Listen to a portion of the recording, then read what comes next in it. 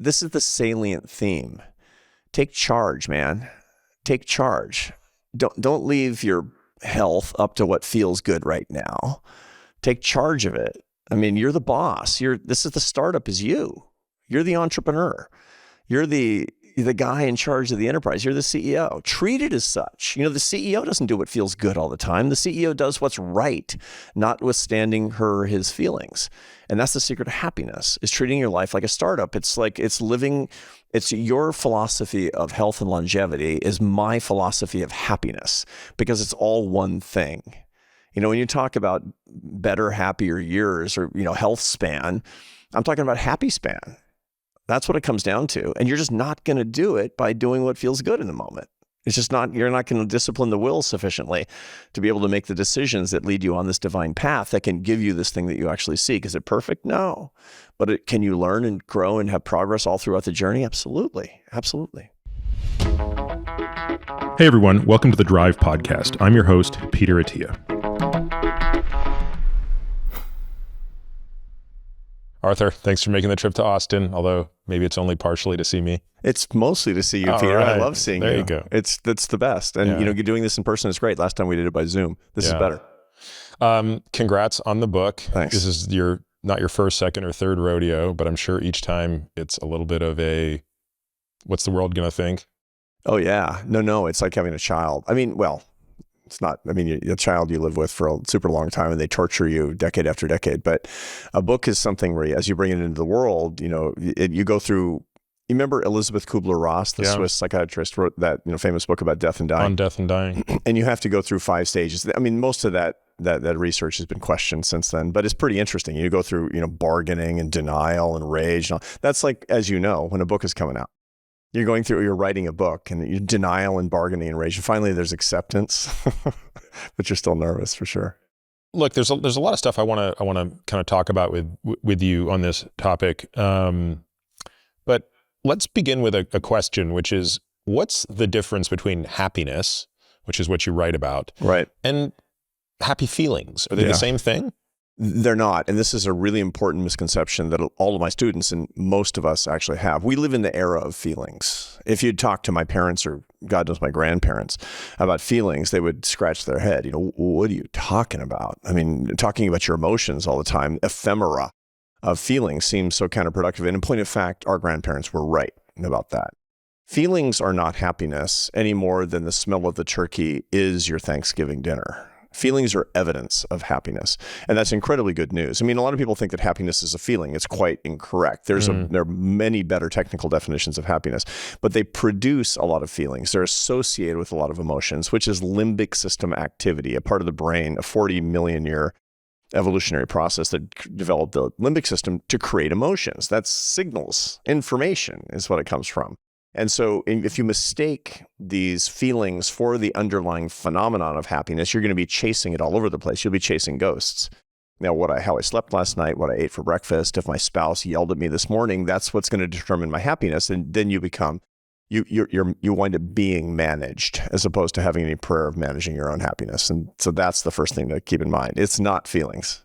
It's hard to differentiate though. Yeah. Having read this stuff several times, you have to remind yourself when you're in the throes of what I just refer to as negatively valenced feelings, that this is not a statement of my, overall state of happiness or Absolutely. lack thereof. Yeah, for sure. And then what's the relationship between unhappiness and happiness? Are they polar images? Are they how do they coexist? Well, for the longest time, if you even go back to the ancient philosophers, there was the idea that happiness and unhappiness exist on a spectrum. So unhappiness would be the lack of happiness. We know a lot better now, given the explosion of neuroscience and the way that emotions are produced, that in fact, you can be happy and unhappy or have happy and unhappy feelings in parallel.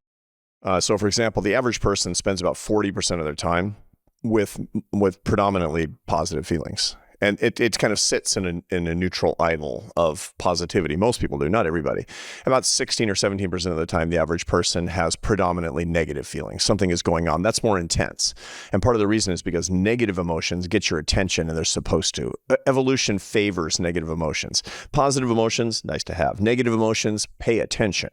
because that could cost you your life if you don't. So what are some of those, if you think about this evolutionarily, and not even going back to, millions of years ago, but just going back hundreds of thousands of years ago to the origin of our species as Homo sapiens, what do we think are some of the most powerful negative emotions that would drive action, and why? So there's basically six they're fundamental emotions or basic emotions. These are the building blocks of all emotional life that are produced by the limbic system of the brain, 4 negative and 2 positive. The 4 negative emotions are sadness, anger, fear, and disgust. All 4 of those have a very strong evolutionary basis. Fear and anger, of course, have to do with threat, and they involve the amygdala of the brain. When a car is about to run you over and you're a pedestrian in a crosswalk, that crosses your visual cortex and is recorded in the occipital lobe of your brain as an enormous predator. That signals to your amygdala to send the signal through the hypothalamus of your brain to your pituitary glands, which signals your adrenal glands above your kidneys to spit out stress hormones. That happens in 74 milliseconds.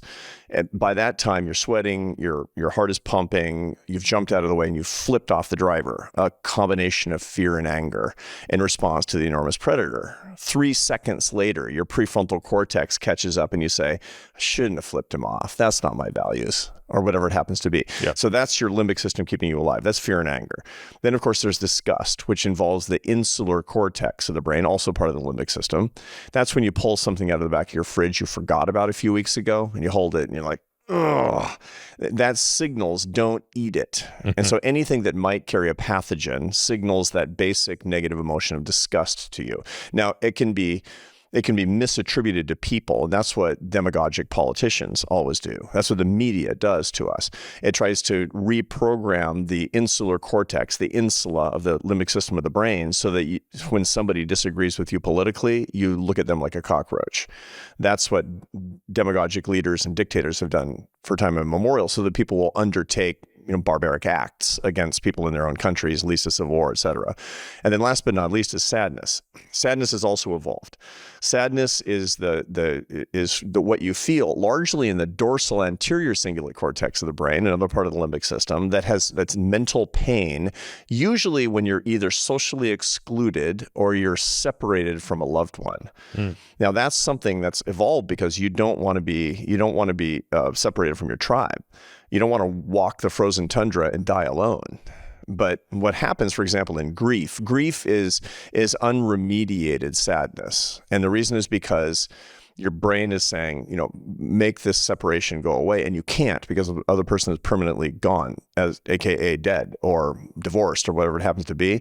And so the grief is just this pulsating activity in the dorsal anterior cingulate cortex of the brain saying, I must be reunited with that person, but I can't be. And it takes a lot of time in many cases for the dorsal anterior cingulate cortex to stop registering that sadness, that pain. So the sadness we feel when a person dies, which would be the ultimate form of separation, right, is a more extreme version of, say, a social isolation that you might feel, like what a kid feels if they go to sit at the cafeteria table and all the other kids get up and walk away. Yeah, and there's interesting studies that actually look at how that registers in the brain. So the brain is so thrifty. As we all know, the neuroscience of this is super interesting. So when you stub your toe, there's actually 2 processes going. There's sensory pain and affective pain. Sensory pain means you can feel it in the nerve endings, and it's very unpleasant.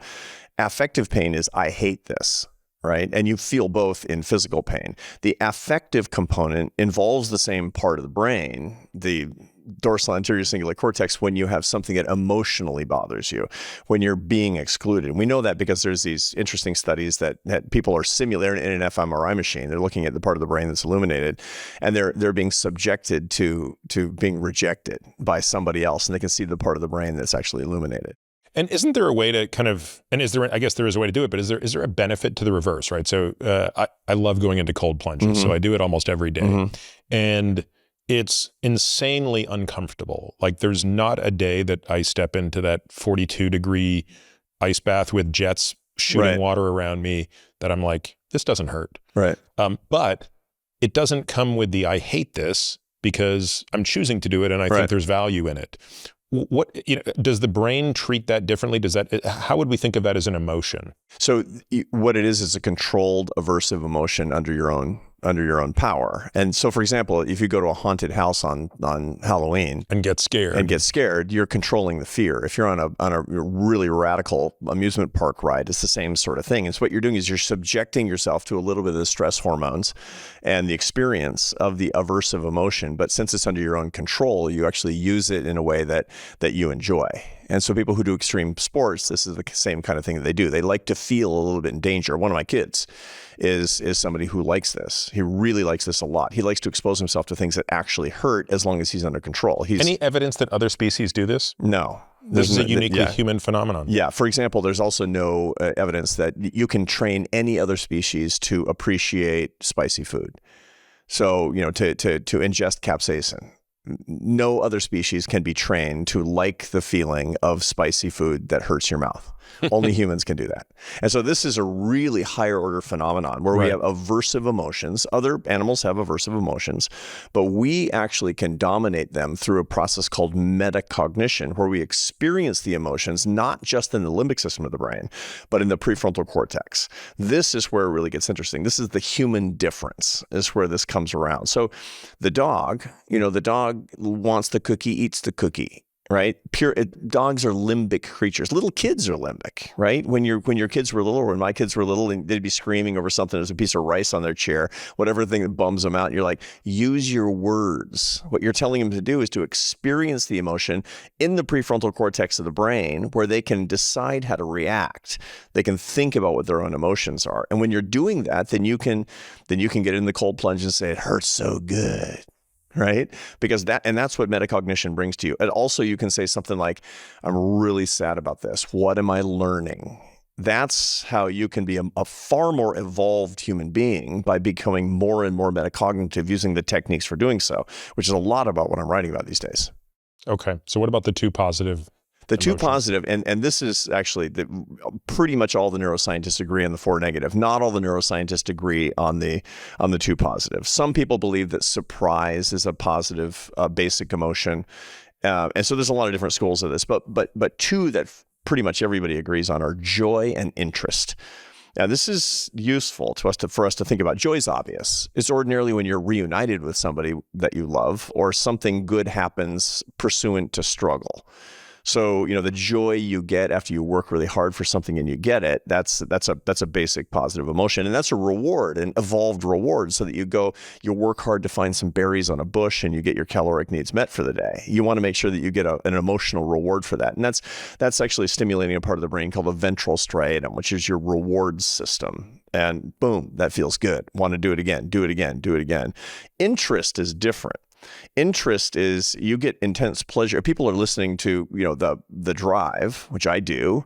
Why? Because I learned something from it. Why do I care? I mean, it's not like it's going to dramatically change my salary trajectory or my professional success if I listen or don't listen to your show.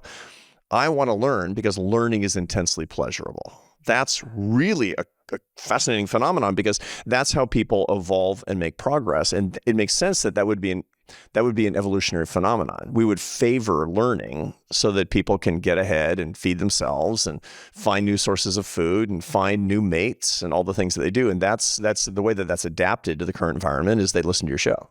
It seems to me that both of those could be found in creatures other than us. Certainly joy. Yeah. I guess learning would be that'd be a testable hypothesis, presumably with a maze or something like that. Whether the learning is positively valenced. Yes. Right. I mean, you can teach a worm to learn. I mean, a worm will learn. Right. You can teach a worm things. We just don't know whether it's a positively valenced experience, because they don't have the kind of brain that will give you emotions as we understand them. I wonder if optogenetics would provide insight into that one day, when you could get sort of cellular level resolution of different parts of the brain. I don't know if you're familiar with Carl Deseroth's work. I know, I've heard. Yeah, for sure. You've had him on, right? I have. Yeah. Psychiatrist. Yeah. So that would be an interesting line of inquiry, I suppose. Yeah, for sure. And we know that for dogs, for example, have rudimentary emotions, and they can mimic human emotions really, really well. But it's almost certainly limbic phenomena that look metacognitive more than anything else. And one of the things that we do is we selectively breed dogs so that their emotional state more clearly mimics our own. We like that. They make better companions. So, they do something they're not supposed to do and they look guilty. They don't feel guilty. That's just almost certainly an illusion. We have a new puppy, and so I can really relate to this. Yeah. And you want there are certain ways that they are quite similar to us. For example, there's a lot of research that suggests that they have serotonin balance issues, and if you give a dog a selective serotonin reuptake inhibitor, it will actually have some of the same effects it can have on people. You can give your dog Prozac and your dog will be less depressed, or at least have fewer depressive symptoms in some cases. So there are ways that they are similar to us for sure. So when you think about the sort of arc of evolution, a purely Darwinian approach to our existence would be evolutionary fitness. Mm-hmm. Where does happiness fit into that? Now, that's a question that I've dealt with or thought about for a long, long time. And a lot of people sort of assume that evolution would favor happiness. And the reason is basically this. Evolution gives me a bunch of desires. It gives me desires for calories and interesting things and sexual partners and all those things that evolution wires into me. And there's certain things that I want. And one of the things that I want is those things, but also I want to be a happy person. So therefore, evolution must favor happiness. That's wrong.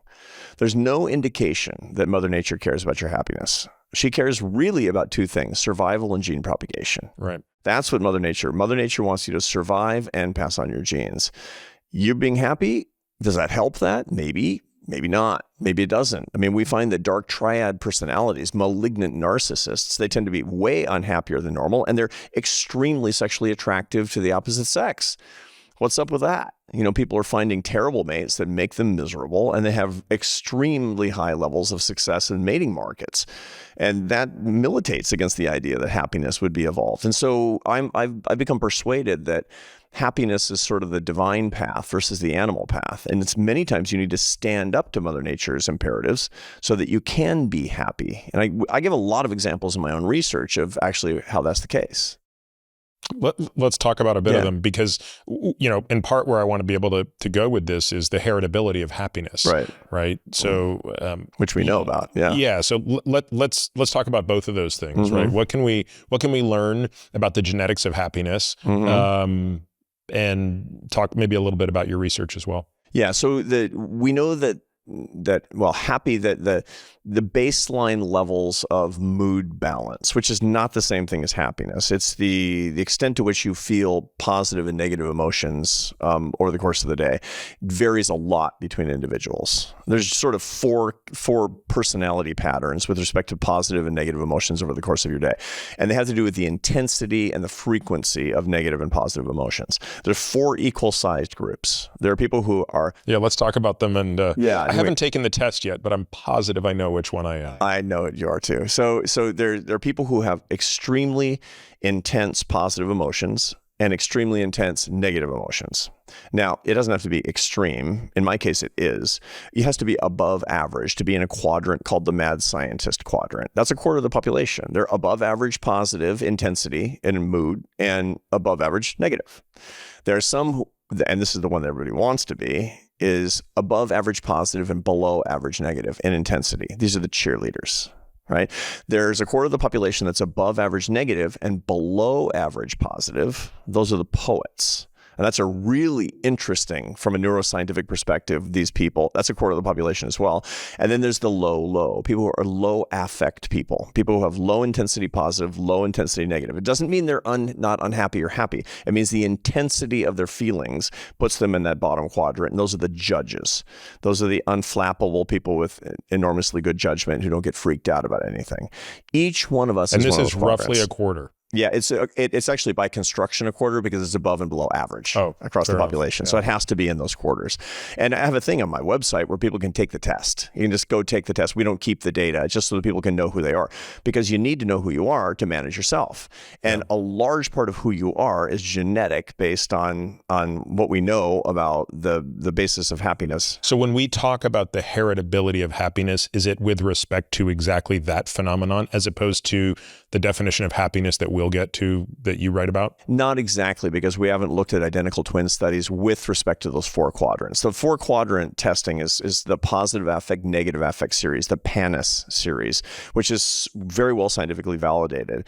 But we haven't actually compared the identical twin data on nature versus nurture and personality with those data. What the identical twin studies do is they look at the extent to which your mood balance and your self-evaluated general happiness scores are related to your parents and grandparents and the heritability. And so what happened in those studies is that they will take identical twins that were separated at birth and adopted to separate families. This was not a social science experiment cooked up like guys like me at Harvard. It happened, naturally. And then they were reunited as adults and given personality tests. And they find that between 44 and 52% of your baseline self-evaluated well-being is evolved. Your mother literally made you unhappy. Yeah. So for context, for folks listening, obesity is probably 60% heritable. Height, much higher. One of the highest, probably 80-90% heritable. Alcoholism, 50%. Yeah. Autism, probably 80%. Depression, probably 60-70%. So, I guess my takeaway from that is your genes are not your destiny when it comes to happiness, but they play a role. They play a role. And furthermore, you need to know your genetic proclivity, because then you can manage it.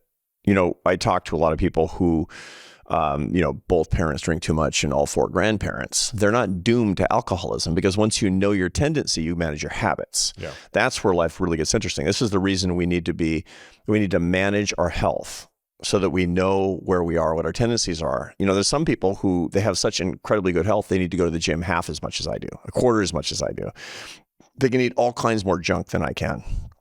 But once I know what my tendencies are, then I know where to compensate on the basis of my habits. And that's where knowledge about what you've inherited is true power. So I'm going to guess I'm a mad scientist. I think you are as well, correct? I'm the maddest of the mad. I'm at the 95th percentile in positive and the 90th percentile in negative. Okay. I can't wait to take the test to see where I am on percentile. I wouldn't be surprised if I exceed you, by the way. Yeah. I feel like I'm insane. And it's hard to be married to you, right? Yeah, my wife would say it's impossible. My wife reminds me as recently as yesterday that it's not a walk in the park being married to me. What do we know about compatibility of those types in friendships and partnerships? Yeah, so this is the interesting thing. One of the biggest mistakes that a lot of young people make today, the average age of my students is 28. I teach graduate students. And they've been told that to find a good romantic partnership, you have to find maximum compatibility, and that's wrong. You need a minimum baseline of compatibility, on top of which you need complementarity. So back in the day, the matchmaker in your village would find somebody, they're the same religion, they live in the same place. They're both sort of a match on physical attractiveness. Now let's find one completing the other. This is one of the reasons that introverts and extroverts make very good marriage partners. Typically, 2 extroverts can be a real problem as daggers drawn. They're competing with each other all the time. 2 introverts, typically there's not enough conversation. There's not enough human connection. They'll be isolated too much. They'll drift apart, is what we find. And when it comes to these personality profiles with respect to affect, you need to find somebody who completes you. But you have to appreciate differences. So mad scientists do really well with judges, because judges mellow them out. Can help them see. 2 mad scientists, it's craziness. It's a hurricane all the time, because what will happen is you'll get into a vortex of getting more and more spun up and then going all the way back down again. It can turn into, you can be an accelerant to each other. Yeah. And that can be really a big problem. So look for somebody different than you. Now, the problem with dating is that the platforms that people use, you don't meet somebody in a restaurant anymore. And young people aren't going to church very much. So where do you meet? Online. You're like a stalker or a serial killer if you're not meeting people online. And they curate their profiles to find somebody who's like a sibling. which is, as my adult kids remind me, not hot. What's hot is complementarity, is the adventure of somebody different than you, somebody that you're discovering something. You love somebody because of their differences, not despite their differences. And you can find a lot of that, and it's especially productive when we come to these personality profiles.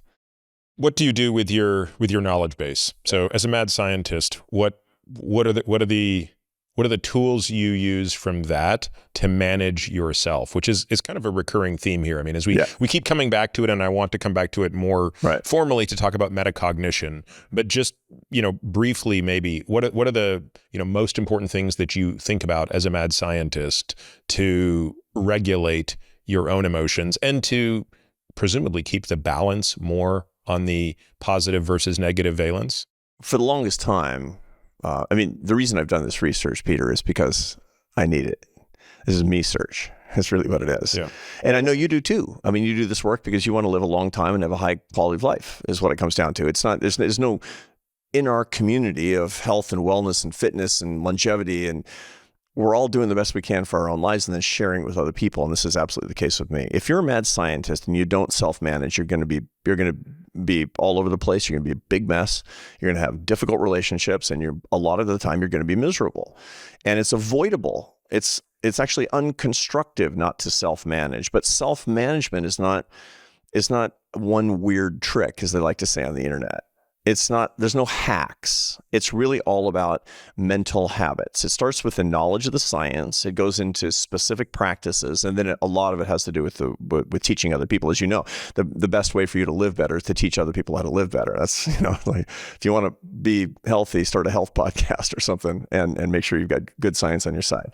So when it comes to mad science, that we're the mad scientist profile that's hard to manage otherwise, the mistake that people get into is they try to stay on the positive side, right? I mean, it's funny. Makes sense. Yeah, that's a logical thing to do. Bipolar disorder, we find that the biggest problem that they have is staying on their meds because they like the manic and they don't like the depression, but they can't time it. And so you actually have to stabilize your mood so that you're not seeking the highs and trying to avoid the lows. But that's the first reason. The second, and by the way, I'm not saying that every mad scientist has bipolar disorder. I'm just saying that they tend to have mania. They tend to have a little bit of a hyper, there's kind of a hypermanic, as John Gardner talks about, right? The hypermanic edge. And that's what most mad scientists have a little bit of. That's why they tend to make pretty good entrepreneurs like you. But they fall prey to a lot of, mood issues that are pretty avoidable. At the pro level of self-management in the mad scientist category is to not seek the highs, because the highs don't help you that much.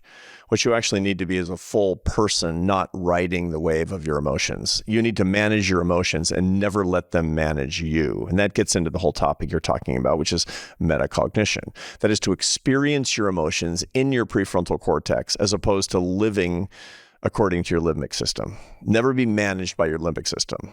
Your limbic system is nothing more than the factory for your emotions. That's really what it's doing. And if you're basically taking raw factory materials and trying to live according to them as opposed to assembling them, making them into a set of experiences, learning from them, growing from them, you're not fully alive. You're subject to something. You're subject to a crazy machine all the time. And so that's a lot of what I write about, is actually how do you experience emotions more fully in the prefrontal cortex of your brain? What are the techniques for doing so? And when you're doing that, what is the repertoire of reactions and responses that you can bring to a highly volatile emotional state? And are there any folks where, for example, the poet, where you actually push them to be more in that limbic system, or is it the same for everyone? Because the poet, of course, is the one who's disproportionately down, right? These are the great artists. Yeah. So poets, there's interesting research that's parallel to this that doesn't use the same PANIS test, but it's pretty provocative nonetheless. The people who have a tendency toward depression, not bipolar, but depression, they tend to be more creative. They're ruminators, and they also tend to be kind of romantics. And, this follows a pattern, a person, you've met people like this that have this pattern of, romantic, creative, depressive, poetic people. really interesting neuroscience research suggests that there's a part of the brain that's especially active for these people. It's called a ventrolateral prefrontal cortex. And this is the part of the brain that you use a lot when you're ruminating on something, which depressive people do, is they think about the thing and think about the thing. This is also what's going on when you're in love with somebody. You can't stop thinking it. You're ruminating on another person. This is the same thing that's going on when you're working on a business plan or writing a symphony or actually writing a poem. So that's what they're really good at, but also what they're really bad at. They can't stop thinking about things, which is good for them and really bad for them. Their strength is their weakness. And Peter, this is the same thing across all the profiles. Your strength is your weakness. Your weakness is your strength. Learn to manage it, wire to the strengths, remediate the weaknesses, and complete yourself. So I encourage everybody to be more metacognitive, everybody, so that you're a poet. You can be really, really poetic, but it won't ruin your life. Do we think that, and this is tangential and maybe not relevant, but do we think that the most extreme form of greatness that we've seen, like the most genius type of phenomenon that we've seen as a species, always come from extremes in these categories? It's almost certainly not true. It's actually not. It's certainly not. It's sort of a caricature of what we think to be true. Yeah, for sure. And part of the reason is because those are the spectacular cases. You see somebody who's unbelievably good at something and who's weird, you focus on their weirdness. There are tons of people who are extremely accomplished and not that weird. You don't have to be weird. I mean, it's the kind of thing where it's like, yeah, I guess to be a great entrepreneur, you have to be the kind of person that Walter Isaacson wants to write a biography about. If Walter Isaacson is writing your biography, get help. But, there are tons of people, very successful entrepreneurs, artists, athletes, just people who excel, who have decent relationships and who are able to self-moderate and who don't abuse drugs and alcohol. Now, a lot of them do, and part of the reason is because they have certain personality characteristics that go relatively unremediated. And we have people who are highly limbic. They tend to be successful in spite of their messy mental hygiene, not because of their messy mental hygiene. Yeah. It's even better if you've got some of these characteristics and you're really creative and really hardworking and really driven and you manage it. That's even better. Okay, so let's now talk about these three components of happiness. Yeah. You wrote about this in Strength to Strength, but Right. but let's go over them again and talk about what each one means. So happiness is not a feeling. We've established that. Yep. Feelings are evidence of happiness. When we look at the happiest people, and the way that we do that typically, there's some indirect ways to figure that out. I could ask your wife, how happy is Peter? And you're not there. And I would get some really probably very accurate information. There's some tests, they're not very good, but I could ask you a series of targeted questions when you're under fMRI. But the best way to do it, the most cost-effective and efficient way to do that is for you to anonymously answer a bunch of questions that are sort of like this. Imagine all the people you know were the happiest person you've ever met. I mean, really happy is 10. And the most miserable SOB you've ever met is a 1. All things considered at this period of your life, not this moment, this period of your life, all things considered, thinking of those people, what's your number? And that turns out to be incredibly accurate. You got to have a large sample because some people answer it in a wonky way. Mm-hmm. And it has to be anonymous because if you answer this in front of Jill, you'll probably lie. Right? Because people, they don't tell the truth in front of their spouses necessarily, in front of their friends, because they give answers that people want to hear.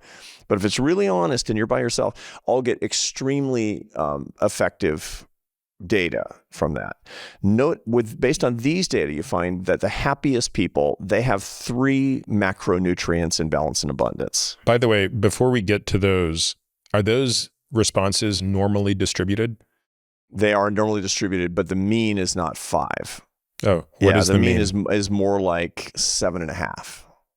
So there's a bias toward the top part of the scale. Okay. And the reason for the skew is because, you feel like if it would be better if it were a 5, right? Because then if it were a 5, it would be saying that a 3 is, within 1 standard deviation. There's nothing wrong with being a 3. Nobody wants to be a 3.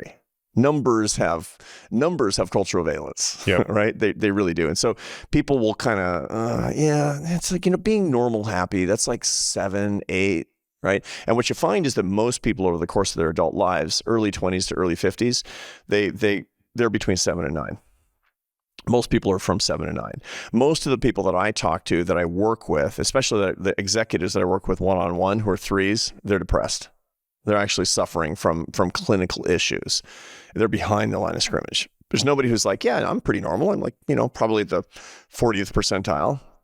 That probably makes me a 3.5. 40th percentile is probably a 5 is the way that works. Okay. And they would like to be better, and they feel like they're not as good as they should be, despite the fact that in the scale, that looks like the middle of the scale. It's not the middle of the scale. Okay. Got it. So what do you find? That the people who are in the upper end, the 8s and 9s, and like my wife, 9.5, I don't get it, but there you go. They tend to be really healthy, and healthy means they have balance and abundance across what I often refer to as the happiness as macronutrients. And I do this, it's very easy in, your audience, because everybody knows it's protein, carbohydrates, and fat. And the best diets are those that have all of them in balance and abundance. And you have to get your macros, and you're not going to have, 100% protein.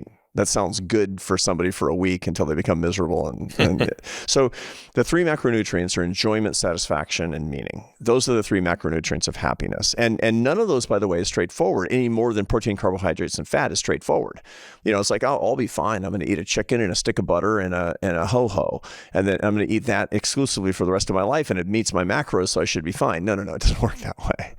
You actually have to understand what each one of those things are: enjoyment, satisfaction, and meaning. And you have to have strategies to understand why they're so hard to attain and what you need to do, exercises to make sure that you can be better and more skillful at attaining each one.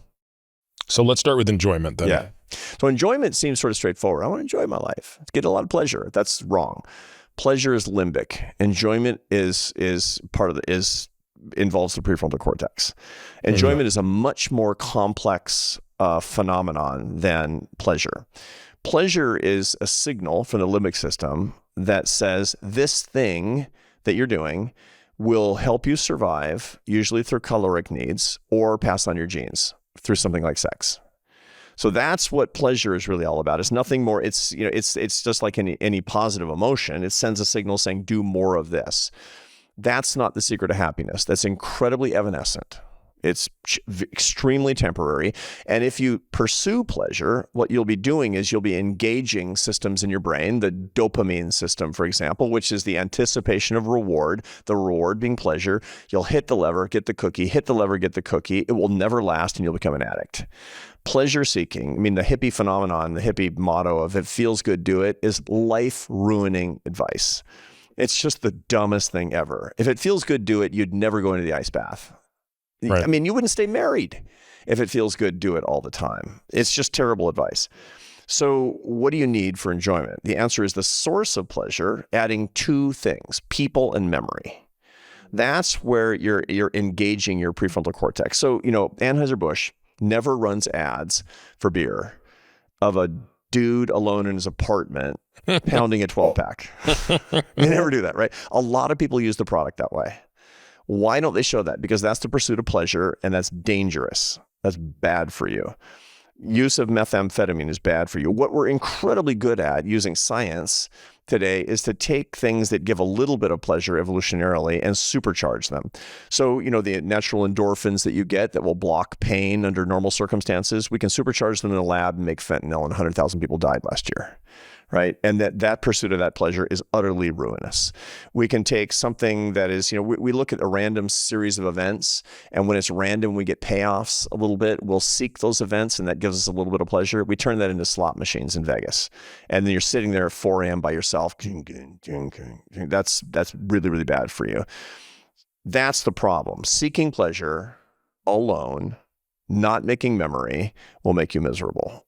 Usually, if something gives you pleasure and you're doing it alone, you're usually doing it wrong. Pornography is a problem. It uses the sexual function in a way that leads to addiction and huge problems in people's lives. It's contraindicated. It's not good for especially young people to use that, but that's the same thing as fentanyl in this way. Okay, so what do? You make sure you're with people, especially the people you love, and you're making memories. That's why Anheuser-Busch's ads have 2 dudes or 10 dudes or a family cracking open a bud and drinking it and laughing. Because in the ad, they want you to associate the beer with happiness, which is enjoyment is the central factor, not the pleasure. that the little bit of alcohol will bring you. And that's what we need to do. That's the strategy. It's very interesting. We're working on and maybe by the time this podcast come out, it'll be out. But we're working on a very, very in-depth newsletter on basically the conflicting data on alcohol, right? Specifically around wine, right? So why is it that at a biochemical level, and certainly looking at the Mendelian randomizations, alcohol is toxic at any dose, and it's a monotonically increasing function. So there's no amount of alcohol that is healthy. Yet the epidemiology is pretty significantly in favor of modest drinking over abstinence. And once you even strip out all of the obvious confounders that would lead to that, you're left with the phenomenon you describe, which is if you dig into the data really deeply, it's the Mediterranean drinking pattern that seems to be associated with some benefits at low doses. It's people and memory. Right, and it's not the alcohol per se. It's the food and the wine and the people combo that seems to be beneficial, not the vodka and Red Bull in the dorm issue. Exactly right. And those are, even though it's the same molecule, it's a very different experience. Yeah, processed sugar is the same thing. You find that people who eat candy 1 to 3 times a month on average live a year longer than people who abstain completely from candy. Candy's terrible for you. It rots your teeth. It leads to metabolic syndrome. Eating candy 1 to 3 times a day is very different than eating it 1 to 3 times a month. And so the whole point is you do something that you enjoy. That means that you're giving something that gives you a little bit of pleasure, which, something really sweet does because of our evolution. Something that gives you a little bit of euphoria, like alcohol, makes you feel good. But you do it with people and you make a memory, in which case you're almost certainly doing, unless all your friends are drunks, which is bad. You can get into an unhealthy community, that you're doing it in a pretty moderate way. And then it's life enhancing, despite the fact that it's a poison. And you can use a little bit of poison in a productive way, but it has to be about enjoyment, never about pleasure, per se. Such an interesting distinction. Totally. And it took, I'm 59. It took me this long. This is information that I wish I had been able to use when I was in my 20s. It would have saved me a lot of grief. It really would have, because all the time that I wasted, with drinking, with just unproductive activity, and, the way that I missed opportunities to love and be loved and to have a happier life. This is really, really news that people can use. And this is probably one of the stronger arguments against evolution being in favor of happiness. It's clear that evolution is in favor of pleasure. Yeah. Pleasure might be one of the most potent fuels that drives the engine of evolution, at least when it comes to reproduction, but certainly other aspects of evolution as well. You're exactly right. But enjoyment is a higher order process, and I guess would not necessarily have the same evolutionary drive. Although I suppose that being with people obviously also has a strong evolutionary bent, if for no other reason than we couldn't have survived alone, even through the industrialization of agriculture. No, absolutely right. The problem is that the maladaptation that comes with technological progress is that you can strip off the component of enjoyment that is pleasure and then supercharge it in the lab. That's the problem. The internet makes it possible to do that. Chemistry makes it easy to do that. There are all kinds of ways that we strip out that component of enjoyment, so it's no longer part of the evolved societies that would have been more traditional. So do you think that that's a decent litmus test, Arthur, where the person who's listening to this who loves to smoke says, guys, I enjoy smoking. Like, I really enjoy it. Right. And you would push back on that and say, no, you find pleasure in smoking, and you find just as much pleasure if you're sitting by yourself doing it, puffing away, getting the physiologic high of the tobacco, but you're not forming new memories. You're not sharing in this with someone else. That's right. My wife smokes 2 times a year when she's with her sister in Barcelona. She loves her sister. Her sister smokes only after meals, only with people, maybe once or twice a day, which is, by the way, too much. I mean, there's conflicting evidence on that, but it's suffice it to say that, any amount of tobacco and any amount of smoke in your lungs is not good for you.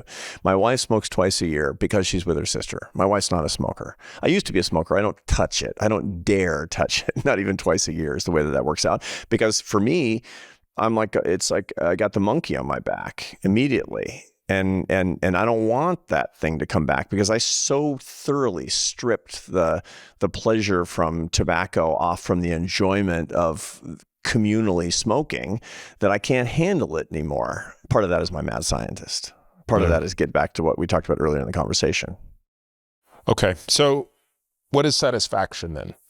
Again, I mean, people are like, wow, enjoyment's complicated. And it's all complicated. That's why that's why the knowledge is so critically important. I mean, that's why happiness is a serious business.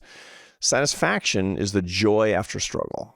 That's what satisfaction really is. You struggled for it, you worked for it, you got it, it feels awesome.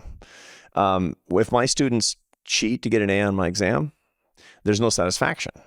But if they worked really hard, you might say chump, stupid. Brooks probably gave the same exam last year. Go find last year's exam. But if they actually struggle for it and they study for it, they get a ton of satisfaction when they get an A, because that's how we're wired. We're wired to, after you struggle for something a lot, that again, this comes back to the evolutionary psychology, even biology, is that you go looking hard for something and you get it. You want that to be reinforced as a good thing to do. That's why Mother Nature really wants that to happen. And that's why we have that evolutionary imperative. Okay, so that's great. But here's this little twist that Mother Nature throws into it. If you knew that satisfaction, that joy wasn't going to last, you'd think twice before going through the struggle. You'd think twice about the cost-benefit analysis. Like if you said to yourself, like that watch, it's a nice watch. That's I don't know what kind of watch that is. It's a Seamaster or something, right? GMT. It's a GMT. It's a nice watch. But if you'd thought to yourself, like, this is a pretty expensive watch, I'm going to really, really like it for a week, you'd think twice about it. Trivial example, but there's all kinds of things that we do, that relationship, that conquest, that business plan, that, fill in the blanks. I'm not going to enjoy it for very long. But so Mother Nature shields you from that truth. Now, you have to have it wear off quickly because you wouldn't be ready for the next thing. If you're a caveman and you're looking for calories and you find berries on a bush after a long hike, that's incredibly satisfying. That gives you a bunch of joy. But if you sat there enjoying them for the next week, you'd be a saber-toothed tiger's dinner. You have to be ready for the next set of emotions. That's homeostasis. You go back to the baseline, physical baseline, emotional baseline. You always go back.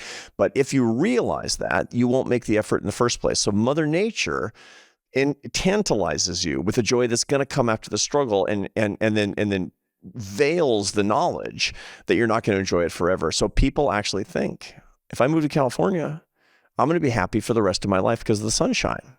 I got the data. It's a few months.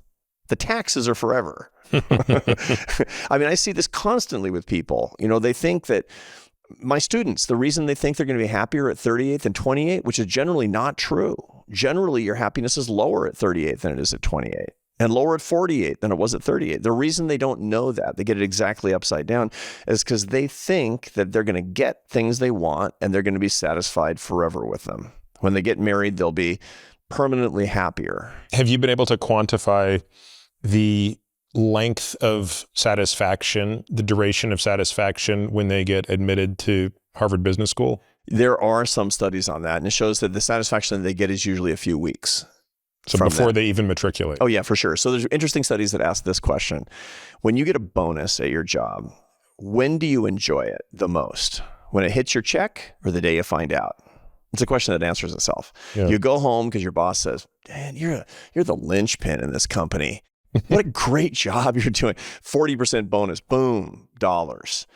You don't have the dollars, but you go home and open a bottle of champagne with your spouse. I earned it. It's great. 3 weeks later, it shows up in your check and you're like, huh, yeah, good. I can do something with that. But that's not where the real satisfaction happens because of the homeostasis. Now, the fact that surprises you leads to deeply suboptimal behavior. If you keep getting surprised again and again and again and again, the satisfaction doesn't last. The natural conclusion is that you just needed more. It just wasn't enough. So go get more. And more and more. And this leads to this chase, what we call it in my business, the hedonic treadmill, that a lot of people know that expression at this point. Hedonic means feelings. The treadmill is you're running to keep, maintain, and to get more of certain feelings. And you never figure out that you're on a treadmill and not making progress. The homeostasis is that you catch up immediately you get ahead by 2 inches and immediately it starts running you backwards. And unless you keep running, then you're going to be going the wrong direction. And that's terrifying and terrible.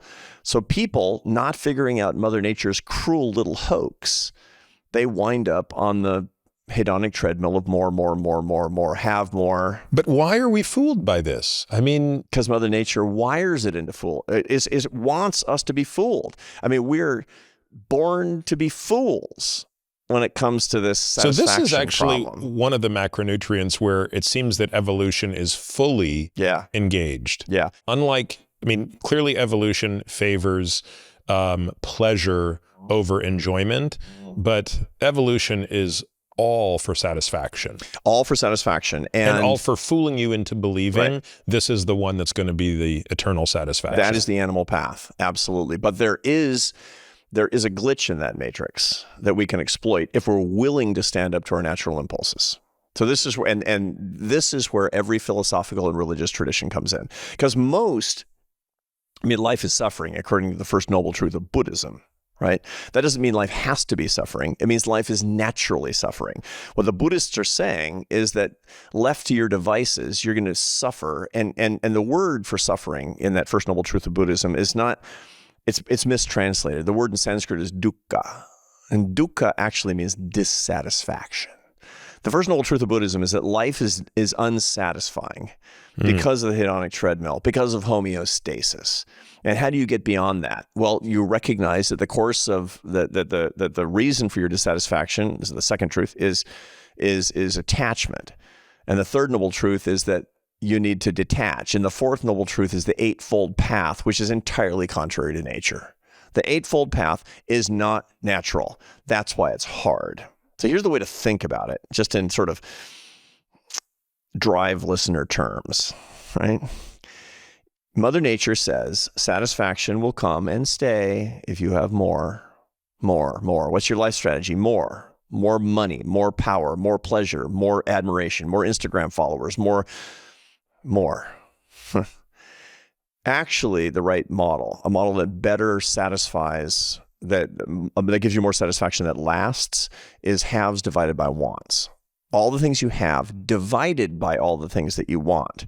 The way to, and this is basically kind of what the eightfold path of Buddhism comes into. This is a baby version, so I apologize to the Buddhists who are listening to us, is that you don't need to have more strategy, you need a want less strategy. The eightfold path is a want less strategy. We need to want less. We need to manage our wants in this life. And in so doing, then, holy mackerel, then satisfaction hangs around, man. That's what the Dalai Lama always says. You shouldn't have what you want. You should want what you have. Really, which is another way of talking about this. And there's all kinds of techniques. There's visualizations. One of the things that I like for doing this is that because I have an arts background, my mother was a painter and I was a musician for many years professionally. And we have a tendency to think of our lives that we're building, especially the hustlers, the go-getters, the strivers who listen to you, that your life is like a beautiful painting and you're the artist with a brush. And that canvas is your life and you're putting the brush strokes on the canvas. The problem is by the time you're 45 and you're a striver, that canvas is full. Man, it's dense. I defy people to add another brush stroke. You need to use the metaphor that your life is actually a sculpture, that you're chipping away, that you are in there, but there's too much stuff stuck to you. You need less, want less. Strip away the detritus, get out the chisel. So the exercise I give my students, because this has to be practical. Here's the exercise I give my students. They will hear that the way for them to be successful is through the visualization and manifestation that comes from having a bucket list. All right, the bucket list. On your birthday, you list all your ambitions and all your desires and your cravings, and you imagine yourself getting all these things. You visualize yourself getting these things. That's a good way to blow up the denominator of your satisfaction equation and feel like a complete loser.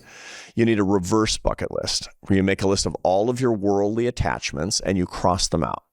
Not that you won't get them, but that now they're not limbic. Now they're in your prefrontal cortex. Now that you can actually manage those cravings in an entirely different way. And this absolutely works.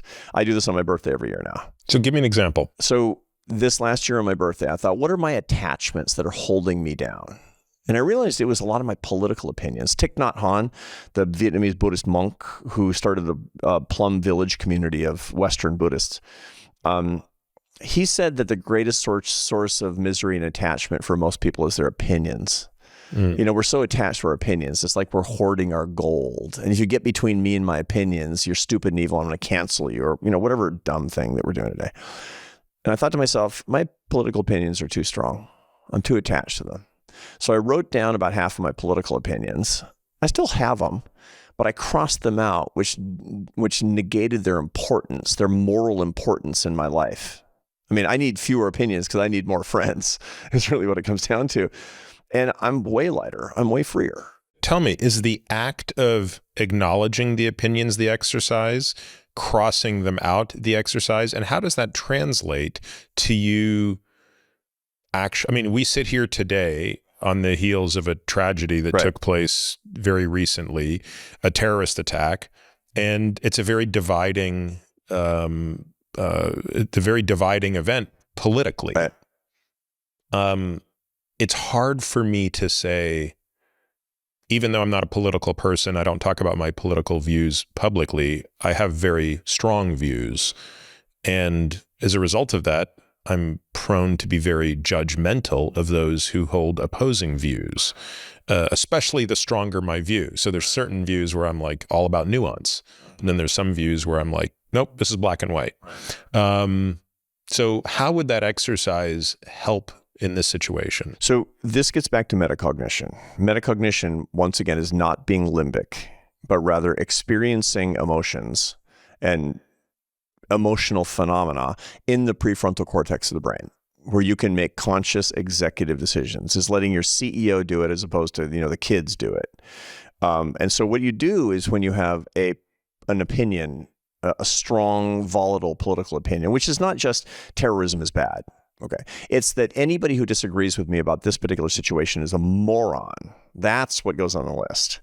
And what you do is you cross that out, not because you don't think that, but because you're willing to consider that. You're willing to let your CEO think about that, as opposed to sort of axiomatically assuming that it's no longer a limbic opinion where you see something on TV and you get a sense of revulsion, where your insular cortex engages because you have a sense of disgust. On the contrary. And so do you think that that's a better strategy than my strategy, which is to tune all of that out?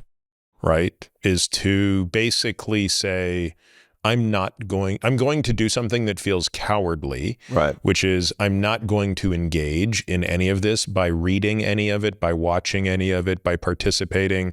I'm going to focus on what I do best. Yeah. I'm going to do my job and not become a spectator. Well, there's a lot to that because you should specialize in what you can do well. You should focus on the things you can control as opposed to the things that you can't. So these are two different phenomena.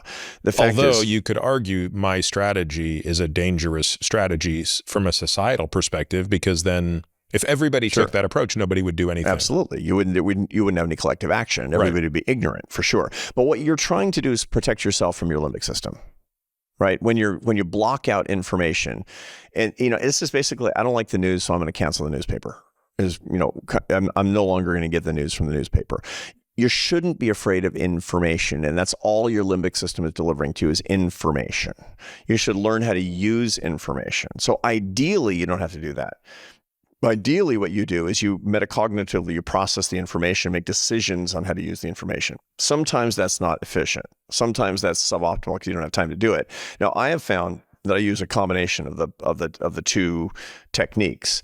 I was a president of a think tank in Washington, D.C. for almost 11 years. And so I was sadly in the know. I was so aware all the time of everything everybody was saying and doing, and I knew what was going on. And I knew if there was going to be a budget resolution, I could tell you what was going on with a farm bill, the whole deal.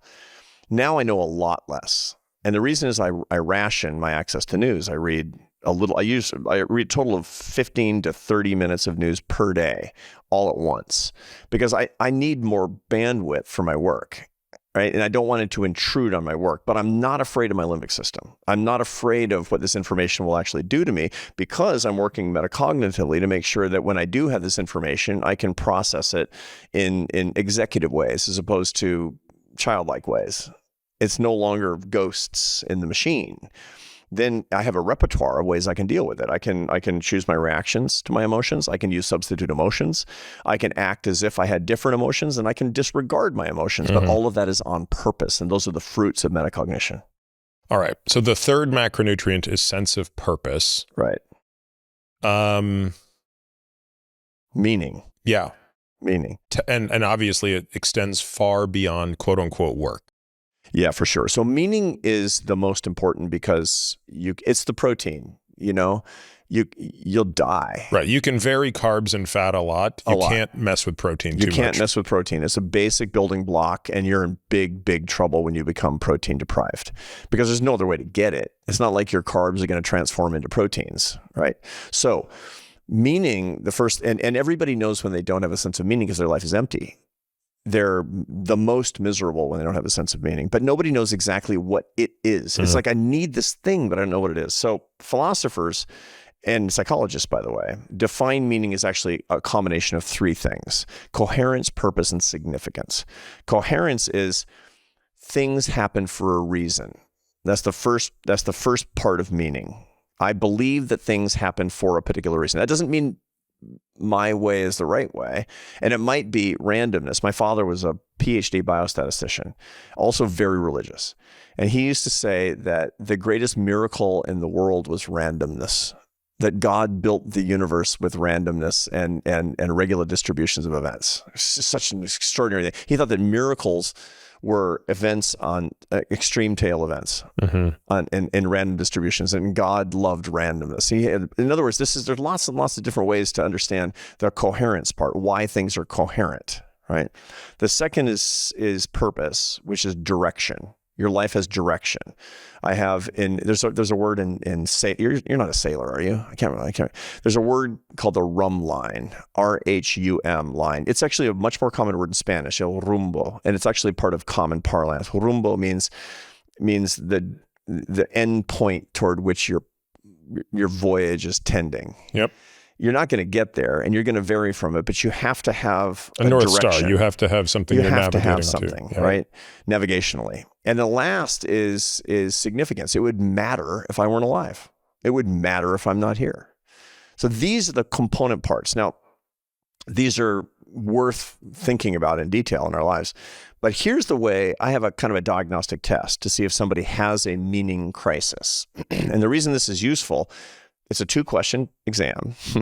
And if somebody doesn't have real answers, everybody's got PC answers, answers you'd give your mom or whatever. But if you don't have real answers to this, the good news is these are the 2 questions to go looking for answers to in your life. This is your vision quest, is to find the answers to these by reading, by experiencing, by meditating, by spending time by yourself, by praying, by asking people's advice, by therapy. I don't know. Do your thing. Right? Question number 1 is, why are you alive? Why are you alive? You got to have an answer. It's not my answer, your answer, a real answer. Question number 2 is, for what are you willing to die today? Now, you flunk this quiz by saying, oh no, that's how you flunk the quiz. But then the adventure actually begins after you flunk the quiz, because I'm going to figure that out. I'm going to go find those answers. I'm going to read. I'm going to consider, I'm going to do all the things that you do metacognitively to find the answer to these questions. But let's think about that for a second. There are probably a lot of people who cannot answer 1, who can answer 2. Or who can answer 1 but can't answer 2. I'm alive because, some biological process, et cetera, but number 2 is, I don't know what I'm willing to die for. Okay, so let's clarify that, right? So are you asking 1 through the lens of biology? It depends on how you answer it and what actually gives you meaning. So the way to answer the first question, why are you alive, is either... Because a spiritual person or a religious person would have a divine response to the first question. An atheist would respond to the first question in terms of biology. And they would really understand. And that would give them, and that biological answer could give you a tremendous sense of meaning and a sense of place in the universe. Although it's interesting because as someone who leans far more towards the agnostic atheist side, I spend most of my time coming to grips with mortality, which is a very difficult thing to come to grips with. Which is the second question, right? But I come to grips with that by addressing your third point around sense of purpose, which is my insignificance. So in other words, it's only through accepting my complete and utter insignificance that I can have some semblance of peace with my finitude and my eventual and relatively quick demise. Yeah, this is one of the reasons that transcendence is a basic element is one of the happiness practices. The practice of transcendence, whether it's secular or religious transcendence, it's really important because it makes you small. It makes you small. You stand in awe of a sunset. You stand in awe of seeing somebody committing an unbelievably selfless act. It makes you actually feel smaller, which gives you peace through a sense of perspective. That's a very common phenomenon. And one of the people who works in my area, Dacher Keltner at UC Berkeley, he has a book called Awe, AWE, that talks about the neurocognitive processes involved when you're experiencing awe and why it gives you such deep peace. And it's really all about what you're talking about. You got to get small, like Steve Martin used to say in the 70s, get small. And if you can find ways to get small, you're going to be a lot better off, for sure, is the whole thing. But how do we reconcile that with the need to have significance through your sense of purpose? Well, the key is, at the same time, you realize that you matter, but at the same time, it's okay that the universe will be just fine if you die. And they seem like conflicting phenomena, They but do. they're actually, I think that they're weirdly compatible. These ideas, this balance between the two. It matters that I exist here, and things will be just fine if I don't. You think about this with a lot of people, when you get married for the first time, you say, you love me, and if I'm gone, you'll be okay. It's this sense of peace with that balance between those two things turns out to be the trick. I've never been able to find that. Yeah. Well, I can't. I guess practice makes perfect. I haven't found it either, for sure. But the way to think about this and the way to find the answers to the questions is really interesting. And I've worked on this with my kids. I have adult kids. My kids are a little older than yours. And my 23-year-old, he's a piece of work, man. His name is Carlos, and he likes you. And he's human performance machine. He's a scout sniper in the U.S. Marine Corps. He's 204, 4% body fat, 6'5".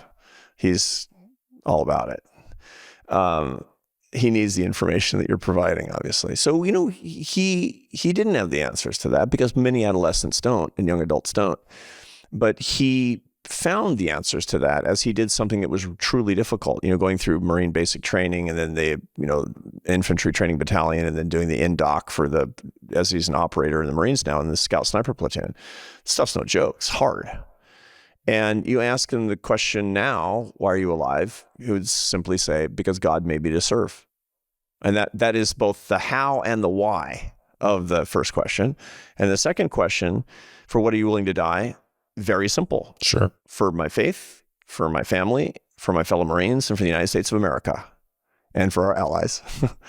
These are very solid answers. These are not the right answers for somebody listening, or you, or me necessarily, but they are answers that he actually believes, and that's what gives him his sense of meaning, is the content of those two answers, and finding what we really do think about those things. What really is persuasive to us is a journey, really a philosophical and for some a theological journey really worth taking.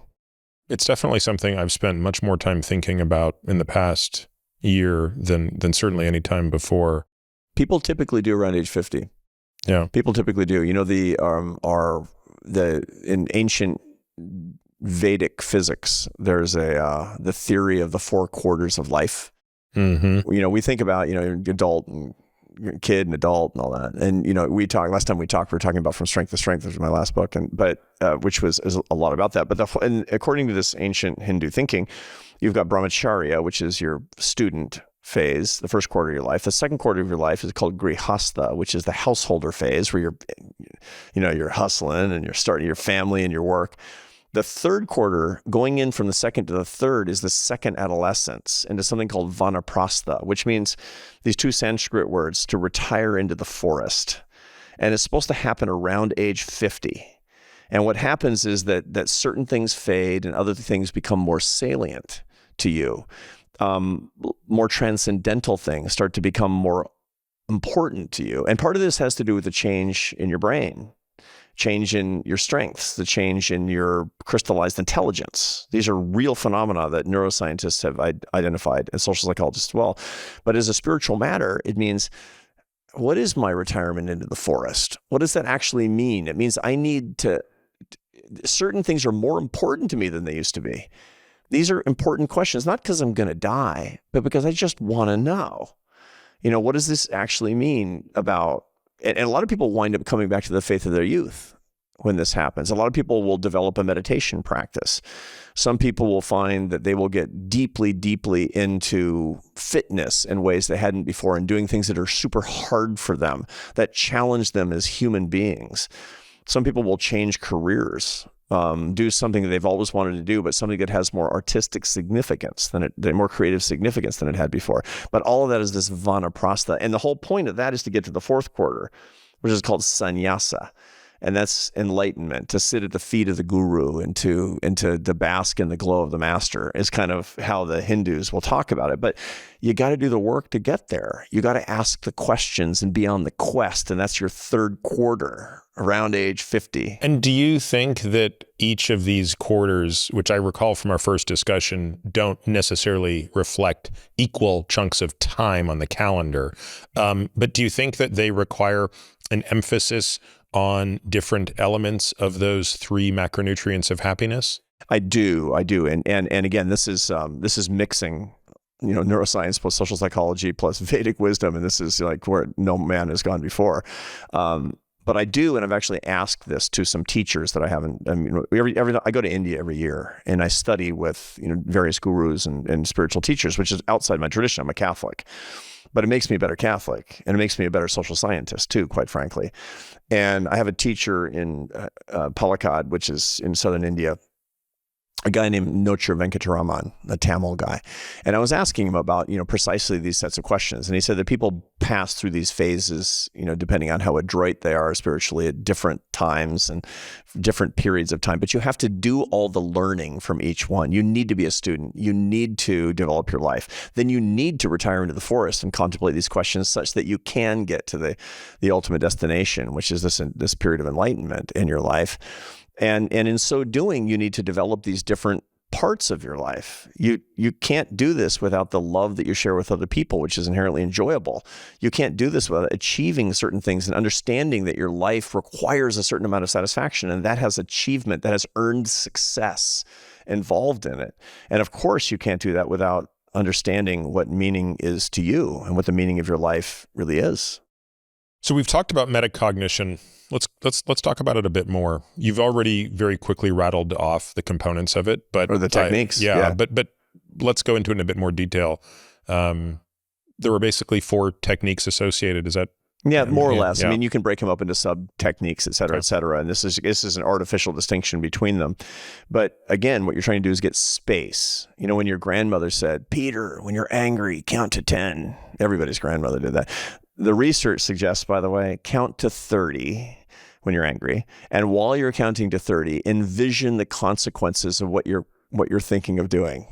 And then you will be fully metacognitive. Then you will be processing the information in the prefrontal cortex of your brain." So that was really good advice from Grandma, and we can put a finer point on it.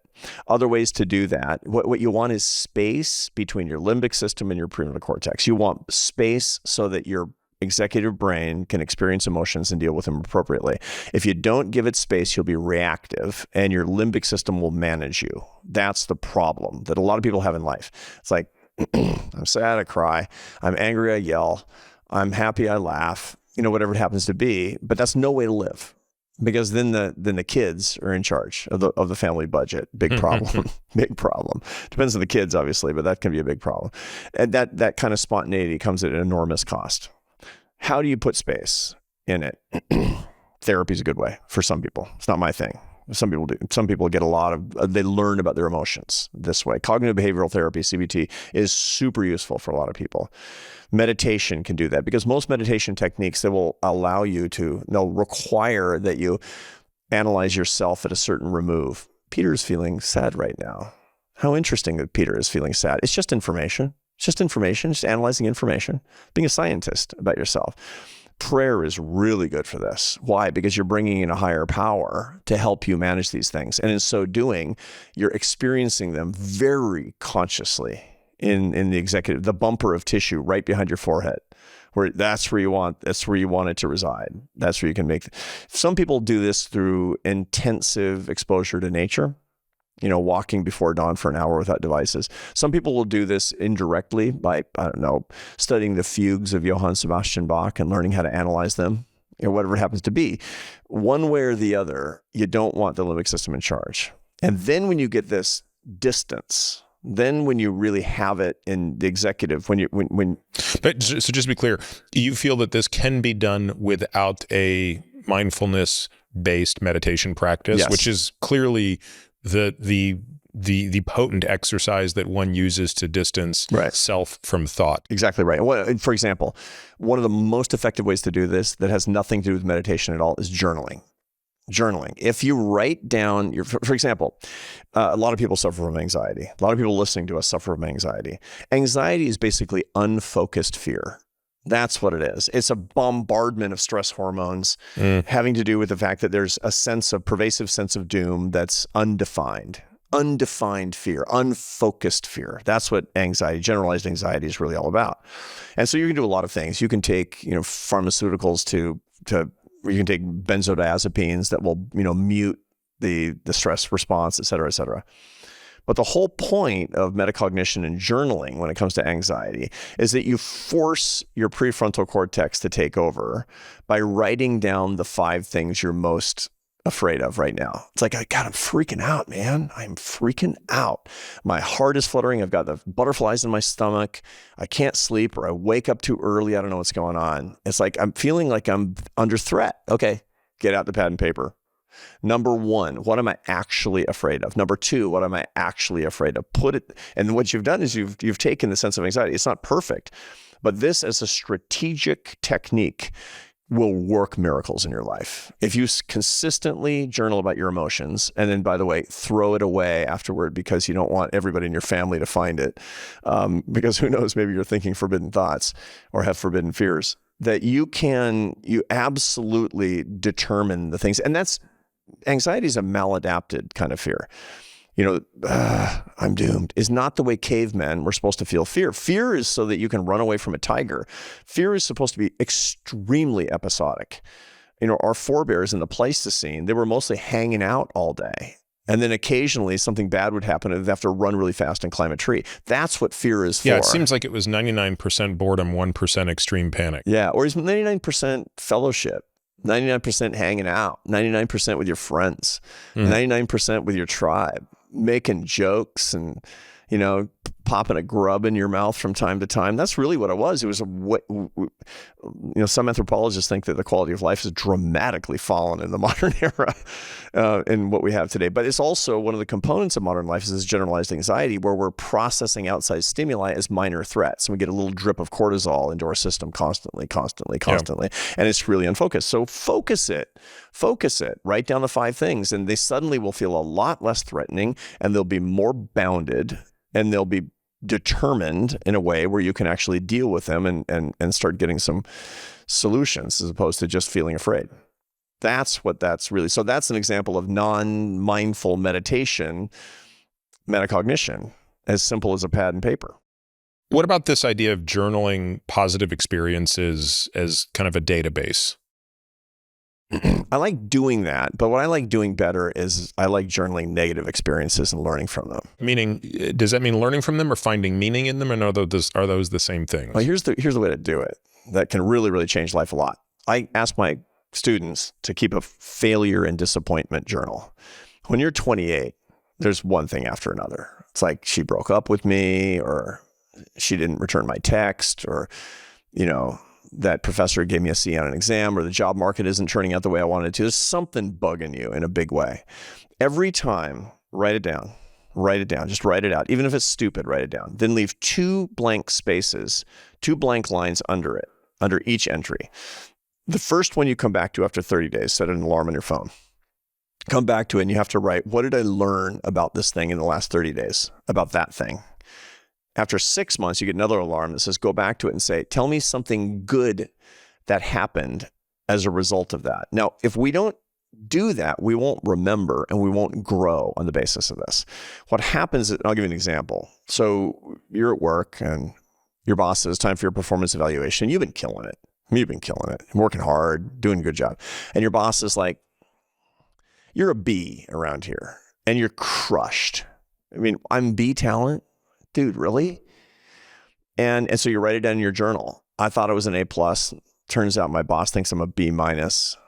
Okay. Now, your natural tendency is to say, I'm going to go out and drink with my friends and complain about my boss with my partner and then make the discomfort go away. I want it to go away, make it go away. That's wrong. Write it down. 30 days you come back and you say to yourself, what did I learn? I learned I wasn't as good a fit as I thought for this job. That's number one. I also learned, by the way, that I thought I was going to be bummed out about this for the rest of my life. And actually, I was bummed out about it for like 3 days. Interesting.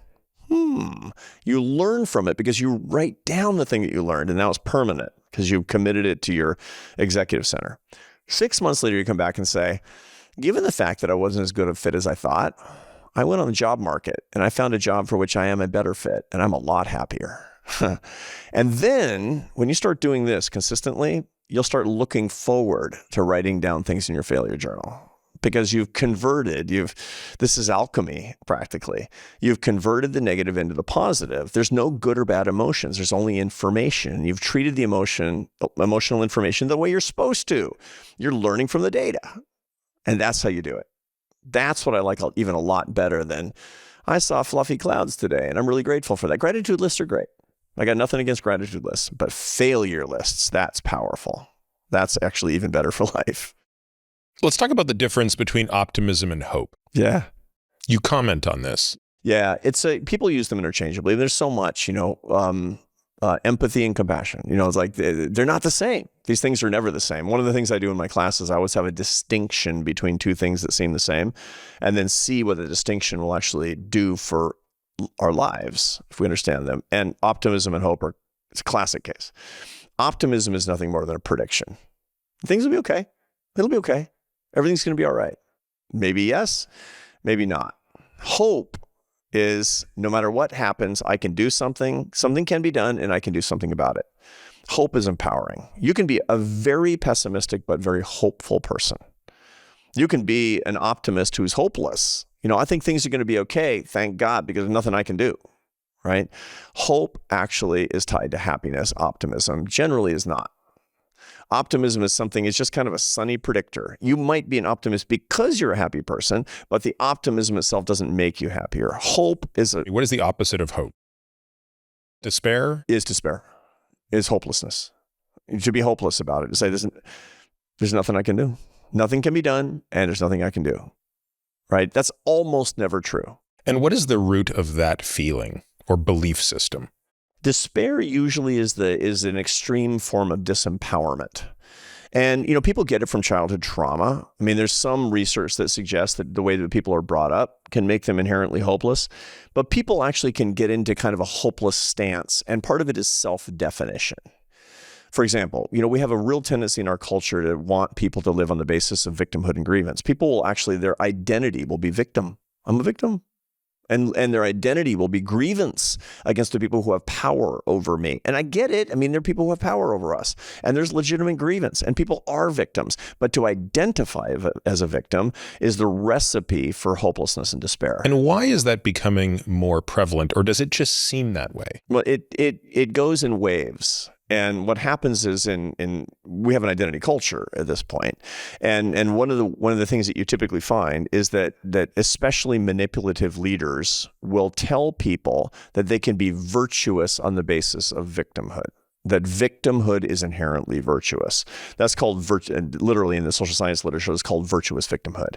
And it's incredibly disempowering for the followers. It's incredibly manipulative and malignant on the part of leaders who are actually doing this. And we're in a period in our culture of polarization and hatred and contempt where there's just a lot of that going around. And it seems that both sides have have agency in this, just different flavors of it. Oh, totally.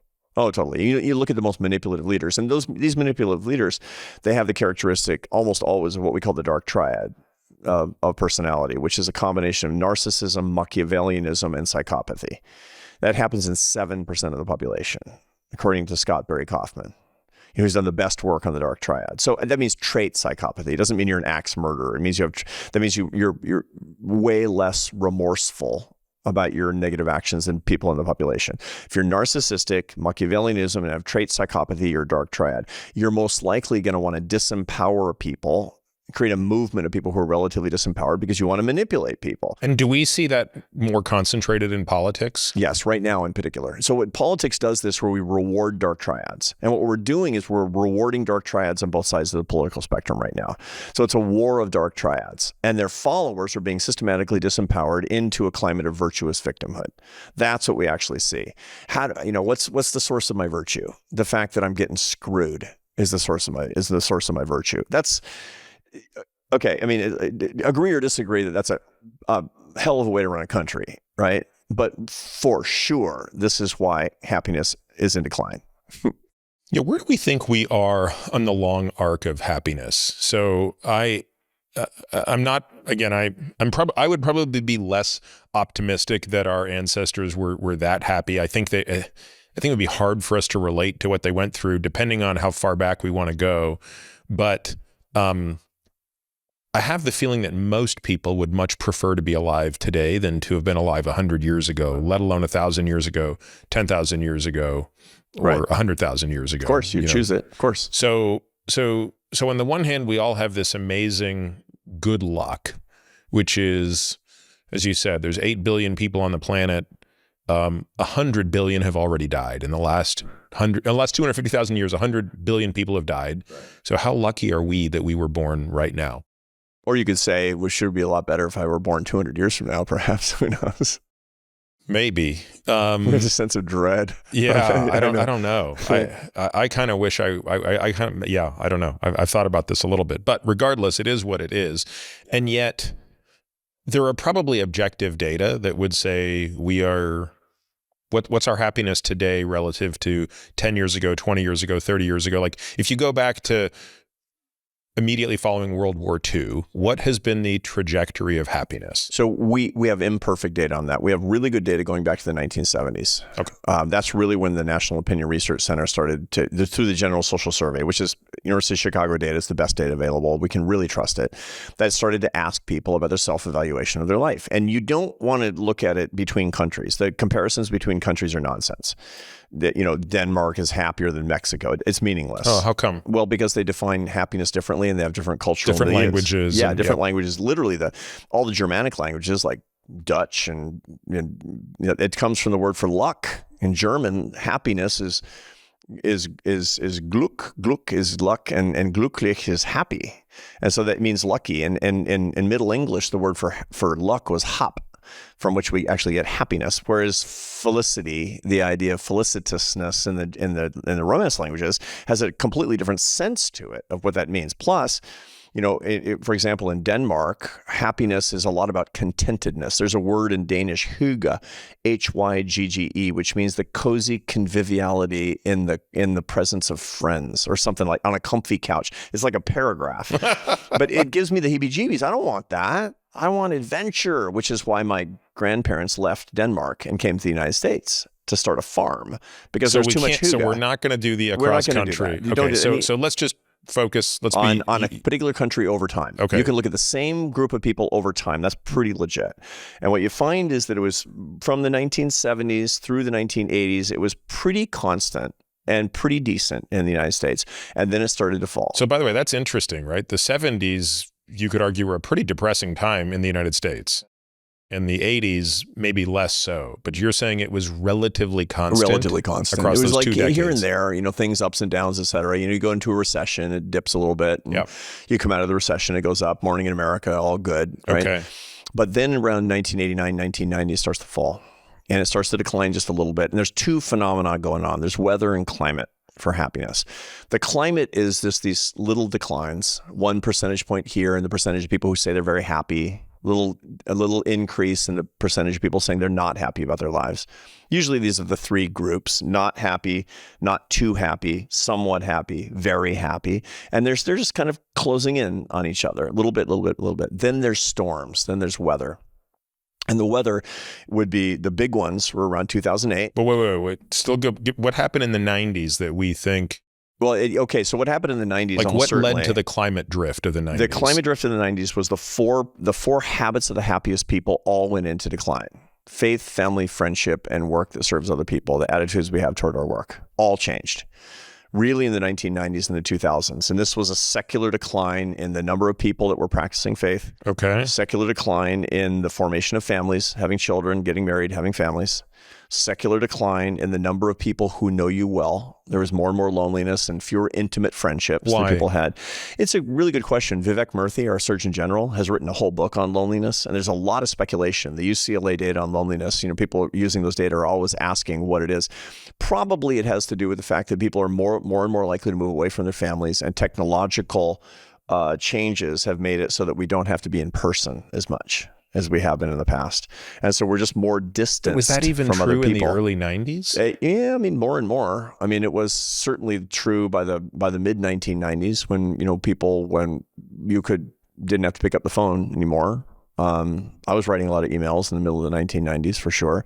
But every way that we get more efficient in the way that we communicate, we become there's less of the oxytocin interchange, which of course the neuropeptide of human bonding. It only comes from eye contact and touch.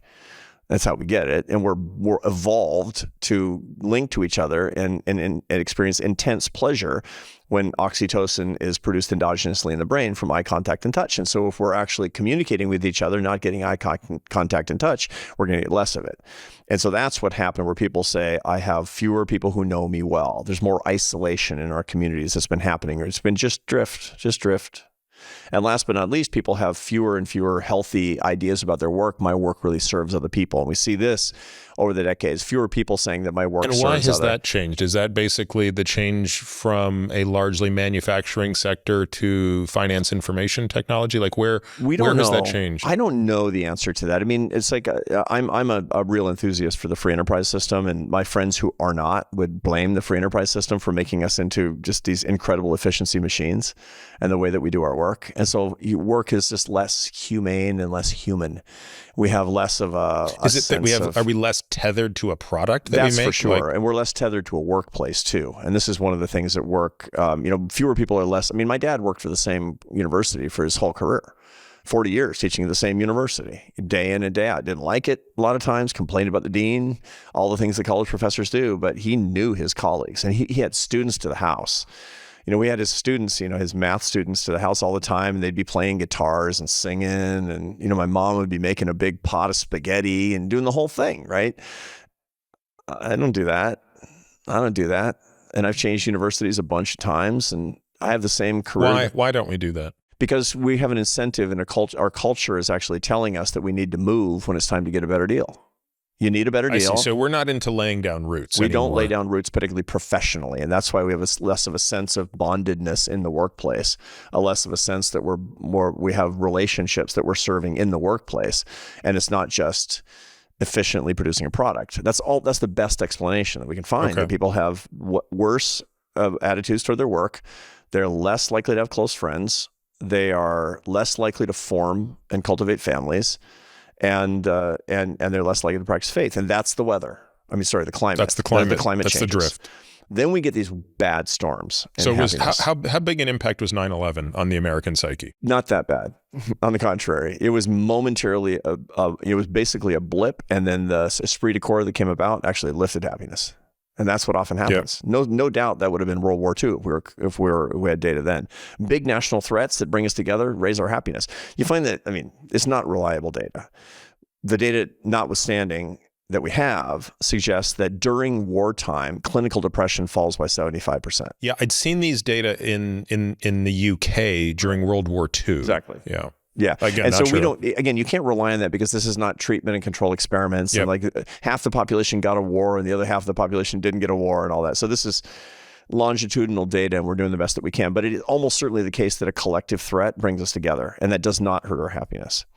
What hurt our happiness was around 2008. And originally, we all thought it was because of the financial crisis, right? That certainly didn't help. It was the advent of social media. Yeah. That was when everybody adopted social media. It was 2008. Social media has been catastrophic for American happiness, especially among young people, especially among young women, is what we see. Jonathan Haidt at NYU, who I've worked with for a long time, and Jean Twenge, who teaches at San Diego State University, the case is closed. Right. And the work, the data they've got on this, the studies they've collected on this show that this was just inflecting when different platforms, which lowered happiness in different ways. I mean, Twitter creates more hatred and contempt in our culture. Instagram, it creates social comparison, which is the thief of joy. TikTok, when you see ordinary people doing fun things, it makes you feel lonely. I mean, they're unhappiness machines. And obviously, you can use them in a way that doesn't denigrate your happiness, but most people don't. That was 2008. Then political contempt and polarization in the 2016 era. 1 in 6 Americans stops talking to a family member because of politics after the 2016 election. That's the second storm. The third storm was the coronavirus, when everybody went home and nobody came back. Remote work, it's death for happiness. It's very convenient. 7% of the population actually gets happier because they're introverts, but the rest, those are the cats. The rest of us are dogs, and it's terrible that something pulled us apart like that, and then we didn't get back together. I go to my university and it's like tumbleweeds going down the hall. Still, oh yeah, I go in at 3:00 in the afternoon to the place where my office is, and the lights are off because of the motion sensor. People didn't go back to work. And the result of that is we don't congregate. There's still fear in some places. It's not as bad as it was, but there are permanent changes. And that was the third storm. And today we actually see, ordinarily you'll see twice as many people say they're very happy as not happy. That's flipped. Twice as many people today say they're not happy as very happy. And that's the first time we've seen that. So there's no the signal is clear. There has been a very clear reduction in happiness over 50 years. Yes. There's a secular decline with periodic storms, periodic downdrafts in happiness. So as individuals now thinking about some of those things, I just based on my own personal experience would agree that, social media usually does not produce a feeling that is a positive one. It's usually a negative one. What do you think are now, if we're going to put on our metacognitive hats and self-manage, right? So if we think of ourselves as capable to self-manage through difficulty, as opposed to saying, look, we're all going to move to India and we're going to take up a monk's tradition, take sitar lessons or something. Yeah. I mean, again, most of us don't have that luxury, and we still want to coexist in this world. What are the steps we want to take to minimize the damage of these things, and at the same time, sort of try to find this semblance of happiness? So that's the reason I do my work, is precisely because greater happiness, not perfect happiness, that's not the goal. It's not even desirable. People say, I want to be happy. No, you don't. Pure happiness, that would mean the eradication of your negative feelings, and you'd be dead. That'd be the eradication of negative experiences. You wouldn't learn and grow, right? Well, also, I would argue we would get back to the same problem with satisfaction, wouldn't we? For sure. It's impossible to begin with. It's a moot point. Yeah. The point is that happiness is not a destination, it's a direction, and we want to get happier. That's Oprah Winfrey calls it happierness. That's the goal. It's a good neologism to actually get the point across. So to do that, you need information. That's why I teach about the science of happiness, because it's a super interesting body of knowledge. I write about it every week because it's fascinating. People like to learn about it. Then you have to do the work to change your habits, and then you need to share it with other people so it becomes permanent in your consciousness. That's really what it's all about. Everybody can do that. I'm dedicated to making an entire generation of happiness aficionados and teachers. That's what I want. I want a movement of people who say, my hobby is learning about happiness, and in my job, I'm a happiness teacher. Whatever your job is, whether you're managing a family or managing a company or just trying to manage yourself. is what I talk about. And to do that, you have to know the facts on this. There's certain things you need to protect yourself from, and there's certain things you need to do. You need aversion, and you need approach. There's certain things you need to approach. You need to take seriously your spiritual life. You need to take it seriously. Doesn't mean you have to. Let's talk about that for the non-religious person, So, which is, most people listening to us are not religious. Right, for sure. And by the way, I think most people would look at someone like you and be a bit confused because on the one hand, you're a scientist, you're a serious intellectual guy, and yet you describe yourself as having a very strong religious faith, and yet you don't have a hard time talking about things that occurred, hundreds of thousands of years ago and millions of years ago. In other words, so you don't have a difficult time reconciling science and faith. No, not at all. And part of the reason for that is because faith and reason have to coexist insofar in the same way that understanding a Picasso painting and understanding Picasso the man are utterly reconcilable, but not the same thing. The painter and the painting are not in conflict with each other. They're both important things to understand. But there are many religious people who take a very literal view of, say, the Bible, and would say, well, the earth is 6,000 years old or whatever. Science. Yeah. Is my view that's basically... They're taking things too literally. They're taking things not just too literally. They're not understanding that there's an intellectual bifurcation between the concept of the creation, the myth of how that actually creation takes place, which is the literalness that you're talking about, and then the evidence, the awe-inspiring evidence of the creation itself. One of the reasons I'm religious is because of science. Every time I learn something new, I'm like, oh, thank you. What a wonderful gift. Now, and again, it doesn't also freak me out that I might be wrong. It doesn't freak me out that I might be wrong about the science. It doesn't also freak me out that I might be wrong about the religion. I don't think so, but maybe that's okay. That's absolutely okay. So if a person listening to this says, I sort of accept, my view has always been those who have a religious view are more fortunate. Yeah. And I especially think that in terms of dealing with death. Right. I think it's much easier to process death if you believe that there is a life after death. There's meaning in different dimensions. Whereas if you really only think about this through the lens of biochemistry, it's a blank screen. Well, that's because if you only think of it in terms of biochemistry, death is a what question, which is in a spiritual dimension, death becomes a why question. Right? And those are different interrogatives that have different philosophical and emotional content. Now, there's this area in between of spirituality, which is not religion. And if I were going to lump myself into a category, it would probably be around the idea that I find enormous pleasure in nature. Yeah. And that is the closest, I suppose, I get to religion. That's a transcendent experience, and that's really what we're talking about. It's why I live here. Like you see where I live. I live in the middle of nowhere. So beautiful. And it's why I have to be outside every single day. Yep, I get it. No, I get it. And that's very common, by the way. A lot of people get transcendence from nature. So what does a person do who lives in a very busy urban center where they are surrounded by a wall of concrete all day, every day? Well, if that turns out to be destructive to your transcendence...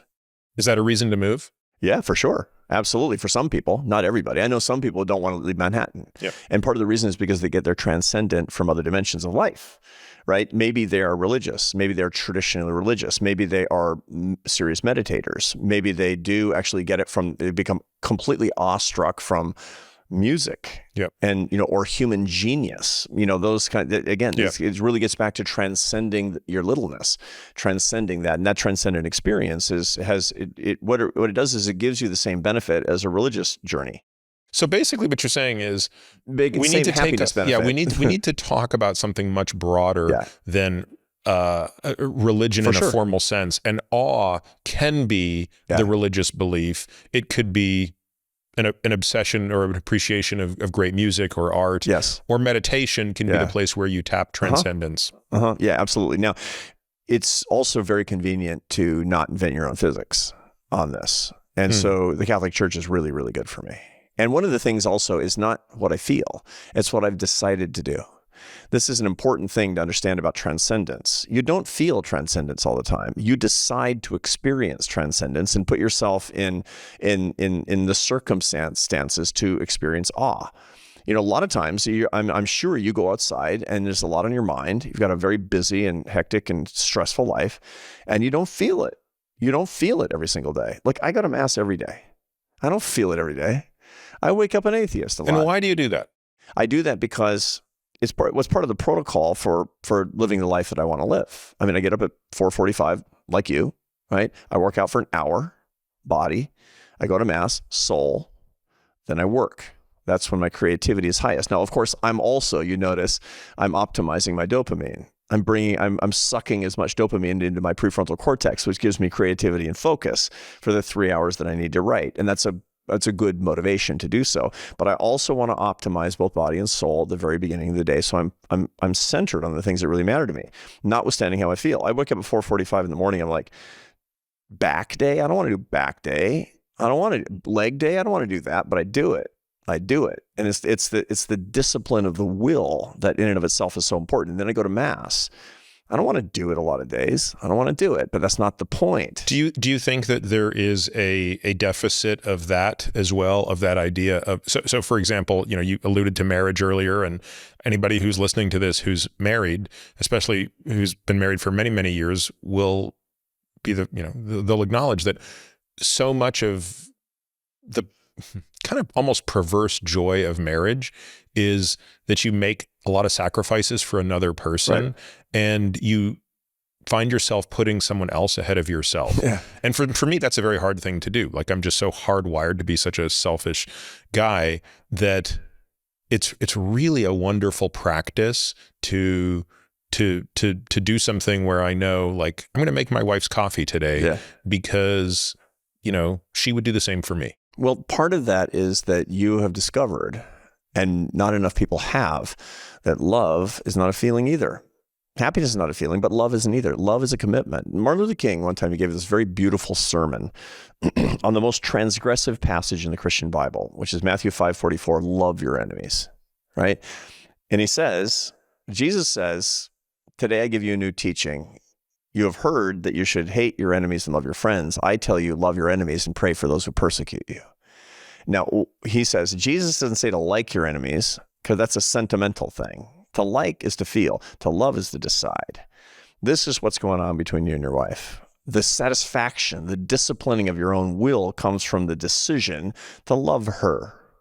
That's the magic. That's the magic in marriage. That's the magic in friendship. That's the magic that you can have in a relationship with your kids. Look, if it were all about your feelings, hell, I'd be divorced. God knows my wife would bail on me. It's a pain being around me. She decides every day to love me. She decides to love me. So Thomas Aquinas, based on Aristotle talked really compellingly about love and friendship. Aquinas, in 1265, writes the Summa Theologica, his magisterial contribution to philosophy. I mean, he reintroduced Aristotle to the West. Everybody was a Platonist till Aquinas. And he defined love as to will the good of the other as other. When you're making your wife that cup of coffee, notwithstanding your feelings, you're willing her good for her, not you. And that discipline of the will to love another person like that decision to do so is completely transformative. That's transcendent to the day-to-day experience. The animal path is, I'm not going to make coffee. I don't feel like it. The divine path is to love her, is to will her good as her. And that's the human distinction. That's organized life. So it really seems that that's almost a theme here of happiness, that happiness is much more about deliberate decision-making, deliberate choices, as opposed to reactive feelings, which I mean, that's obviously the extent to which we've discussed it. But, I think I like this thing that Oprah said, right? Which is, what did she say? Not happiness, but happierness. Happiness. Yeah. The thing I liked the most that she said was, let's write a book. But yeah, totally. She said, let's spread this idea to a bunch of other people. And I mean, this is, like, I've been listening to your show for a long time. This is the salient theme. Take charge, man. take charge. Don't leave your health up to what feels good right now. Take charge of it. I mean, you're the boss. This is the startup is you. You're the entrepreneur. You're the guy in charge of the enterprise. You're the CEO. Treat it as such. The CEO doesn't do what feels good all the time. The CEO does what's right, notwithstanding his feelings. And that's the secret of happiness, is treating your life like a startup. It's your philosophy of health and longevity is my philosophy of happiness, because it's all one thing. When you talk about better, happier years or, health span, I'm talking about happy span. That's what it comes down to. And you're just not going to do it by doing what feels good in the moment. It's just you're not going to discipline the will sufficiently to be able to make the decisions that lead you on this divine path that can give you this thing that you actually seek. Is it perfect? No. But can you learn and grow and have progress all throughout the journey? Absolutely. Absolutely. So finally, how would you think about the biomarkers of happiness, right? So if we think about my world, we have so many biomarkers. It's one of the things that makes our job relatively straightforward. We have blood-based biomarkers. We have biomarkers of performance, your VO2 max, strength. We can look at body composition, all of these things. If someone comes to you and you were the doctor in this sense, and they want to obviously first have some sort of assessment of happiness, and then they want to be able to track their progress. I mean, is that a silly idea here because it's so self-evident? No, it's not a silly idea at all. And I've thought about it so much, and I've had dozens of entrepreneurs want to engineer the idea and appize it, because I could popular class, Harvard, you got to be able to turn it into some sort of a product. And the way that you would do that is by having relatively complicated but measurable phenomena that you could look at and get better at. And that's what would be a proxy marker for the underlying construct, which is happiness. Here's the problem with that. Here's the fundamental problem. It's a different species of challenge. We talked about this one time before, about the difference between there's two types of problems in human life. There's complicated problems and complex problems. And for those who didn't actually listen to the last time that we did our show, did your show together, the complicated problems are really, really tricky and take a lot of computational horsepower and learning. But once you solve them, you can replicate the solution with effortless ease forever, right? You can do the biomarkers. Complex problems are incredibly easy to understand, but impossible to solve. Right? They're impossible to solve because there are too many permutations of what can actually happen. So you're like Formula One racing, right? And so I'm going to set up this unbelievable, I'm going to take a bunch of Unix machines and I'm going to wire them together, and I'm going to have 250,000 lines of code, and I'm going to simulate every F1 race for the rest of the year. You're an idiot. Why? Because F1 is complex. That's why it's interesting and you want to watch it. That's why it's so exciting to watch a Formula One race, because it's complex. I know what winning looks like. You cross the finish line before the other guys. It's the simplest thing in the world, but a million different things can happen. A quadrillion things can actually happen. That's the fun of it. All of life's joys are complex problems. Most of the solutions that we get from technology and science are complicated solutions. The biggest problems that we have right now have to do with the fact that we want to solve our complex problems like love, and we're trying to do it with complicated solutions like Instagram. A complicated solutions to a complex problem will always leave you cold and make you worse off. It basically says, I'm going to get rid of all the Formula One races because it's dangerous, and I'm going to have nothing more than computer simulations of it. It's like, that's the worst thing I've ever heard. That's the dumbest thing I've actually ever heard, right? So that's the key thing for us to understand, and that's the reason I can't appize this. Happiness is a complex and adaptive human phenomenon, and you can only get it by living it and working on it and making progress and failing, just like your marriage. I just described your marriage. Now, in that sense, at least I get feedback in my marriage because, when I screw up and I apologize, I see that my wife forgives me. Right. When I, when I make a mistake, I feel the lenience and the love. When right. I need the help is there. Right. So indirectly, I'm getting really good feedback. And conversely, if a person was to take an honest assessment of their marriage and realize, like, we're two ships passing and, we don't fight, but we don't have anything in common. If they were thoughtful enough, they'd recognize things are not well. So they'd have a barometer there. Do you think that using others as a mirror is the best way to get the true barometer of happiness, or do we rely on our own internal assessment? We wind up with our own internal assessment, but it's not good enough to have that be one single metric. How happy am I? So we have 3 so far today in the conversation: levels of enjoyment, satisfaction, meaning.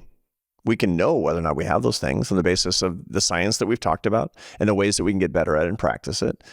The techniques for getting more of those things are faith, family, friends, and satisfying work.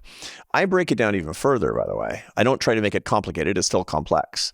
But I have a spreadsheet that I keep on my own happiness that are the micronutrients behind the macronutrients, dozens of dimensions. And I'm rating myself. I weight those things according to my experience of how they feed into the macronutrients.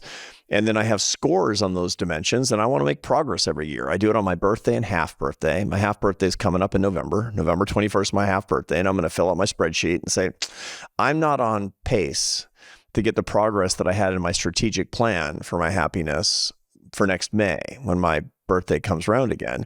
What are the things I need to actually touch up? So what am I doing? I'm kind of doing a curve fit to the complex problem I'm trying to solve with a little bit of a complicated solution. I give all those dimensions to my students and I say, look, do the reading, do the work. I've read 10,000 articles about this, so you don't have to.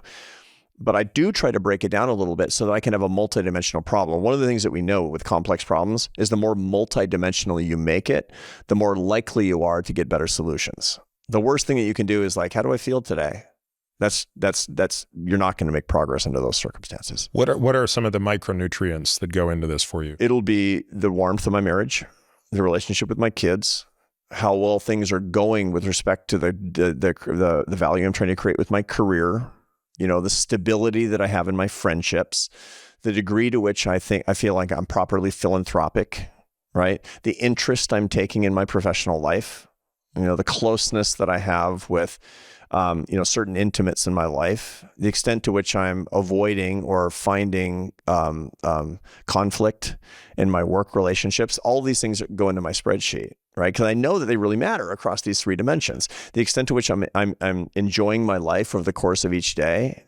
And I do these particular ratings and then I put them together with a weighted sum across them. And I've messed with the weighted sum and I've messed with it and experimented with it until I said, yep, that seems about right.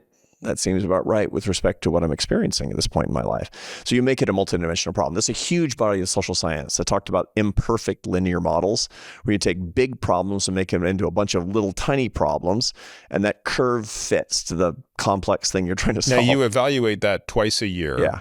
And therefore you can't have it be dependent on the technical noise of the day or the week. You're trying to answer these questions through the lens of the last half of the year. Yeah. And if I'm having like a big conflict with my wife on my birthday, I don't do it that day. Don't do it that day. Yeah. I don't do it that way, because I don't want the noise, is what it comes down to.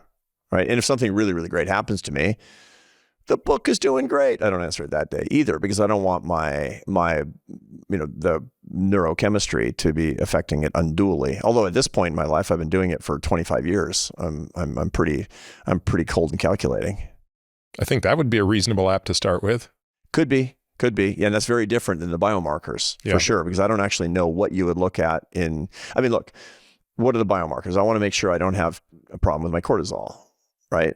I want to make sure that, my hormones are balanced. I want to make sure that my adrenal system is not But when I went biomarkers, but that's not what we're talking about. No. Yeah, when I went biomarkers, I didn't mean blood-based biomarkers. I mean anything that is either subjective or objectively measurable that would serve as a proxy for a dashboard, effectively, right. A dashboard of your happiness health. And in fact, I have that. Yeah, I do. And so it's imperfect. It's imperfect, but that's like my fantasy football team or something. And is there any plans to share that, to make that something that others can use besides your students? It sounds like they have access to this. I should do that. I actually should do that. That would be an interesting thing.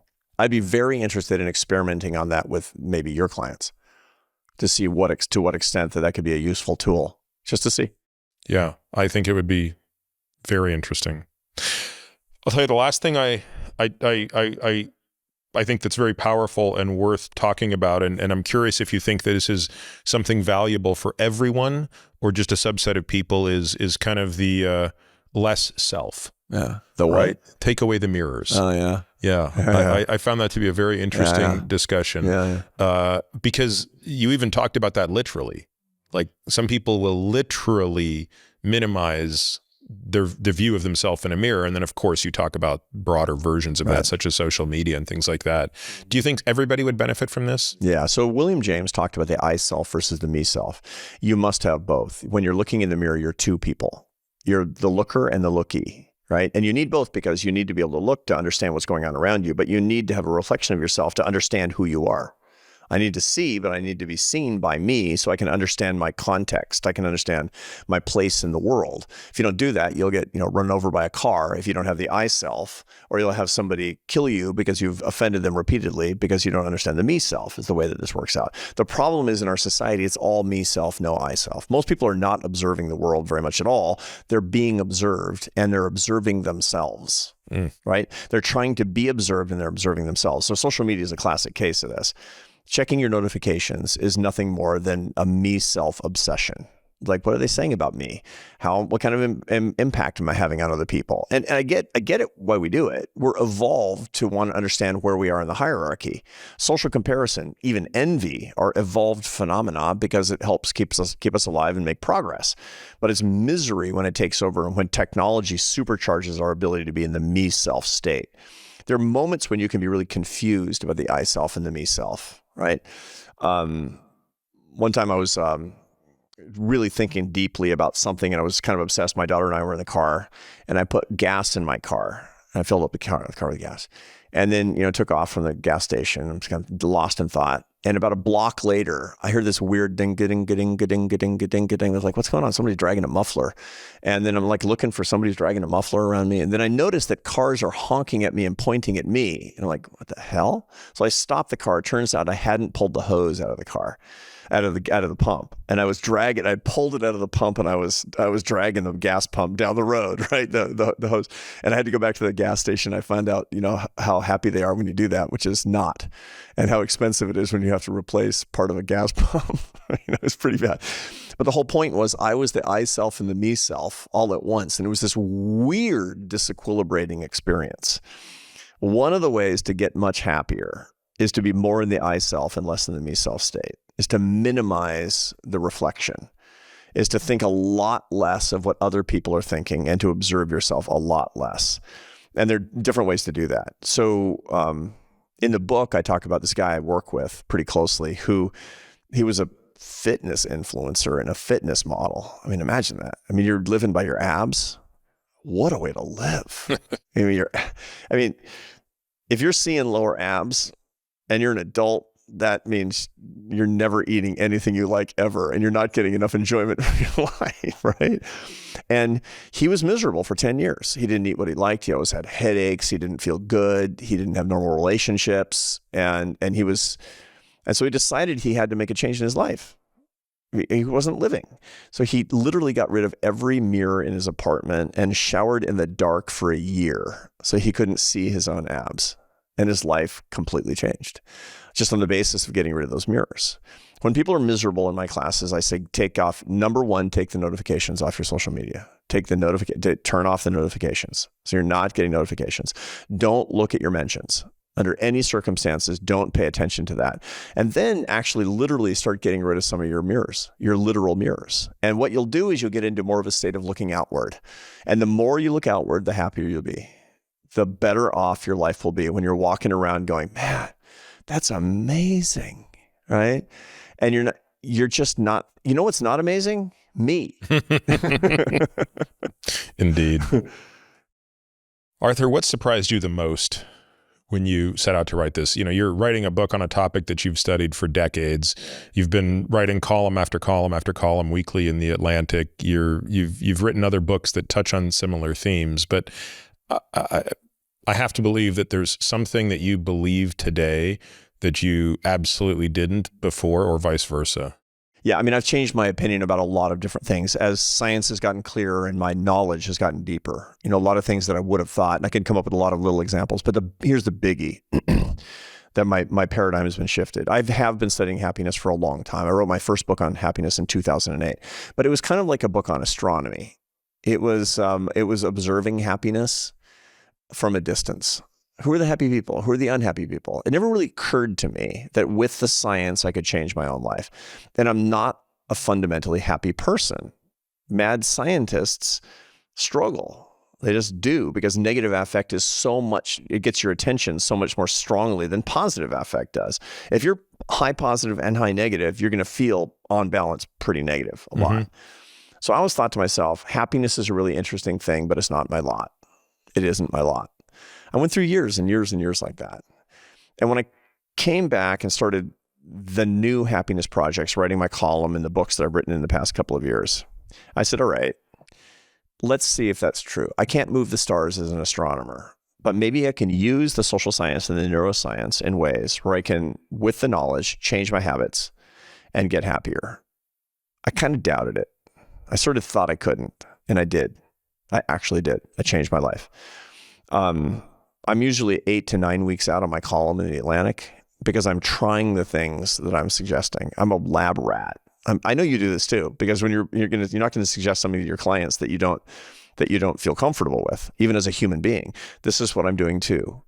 And I'm taking constant updates. I take the tests with my students on positive and negative affect and life satisfaction.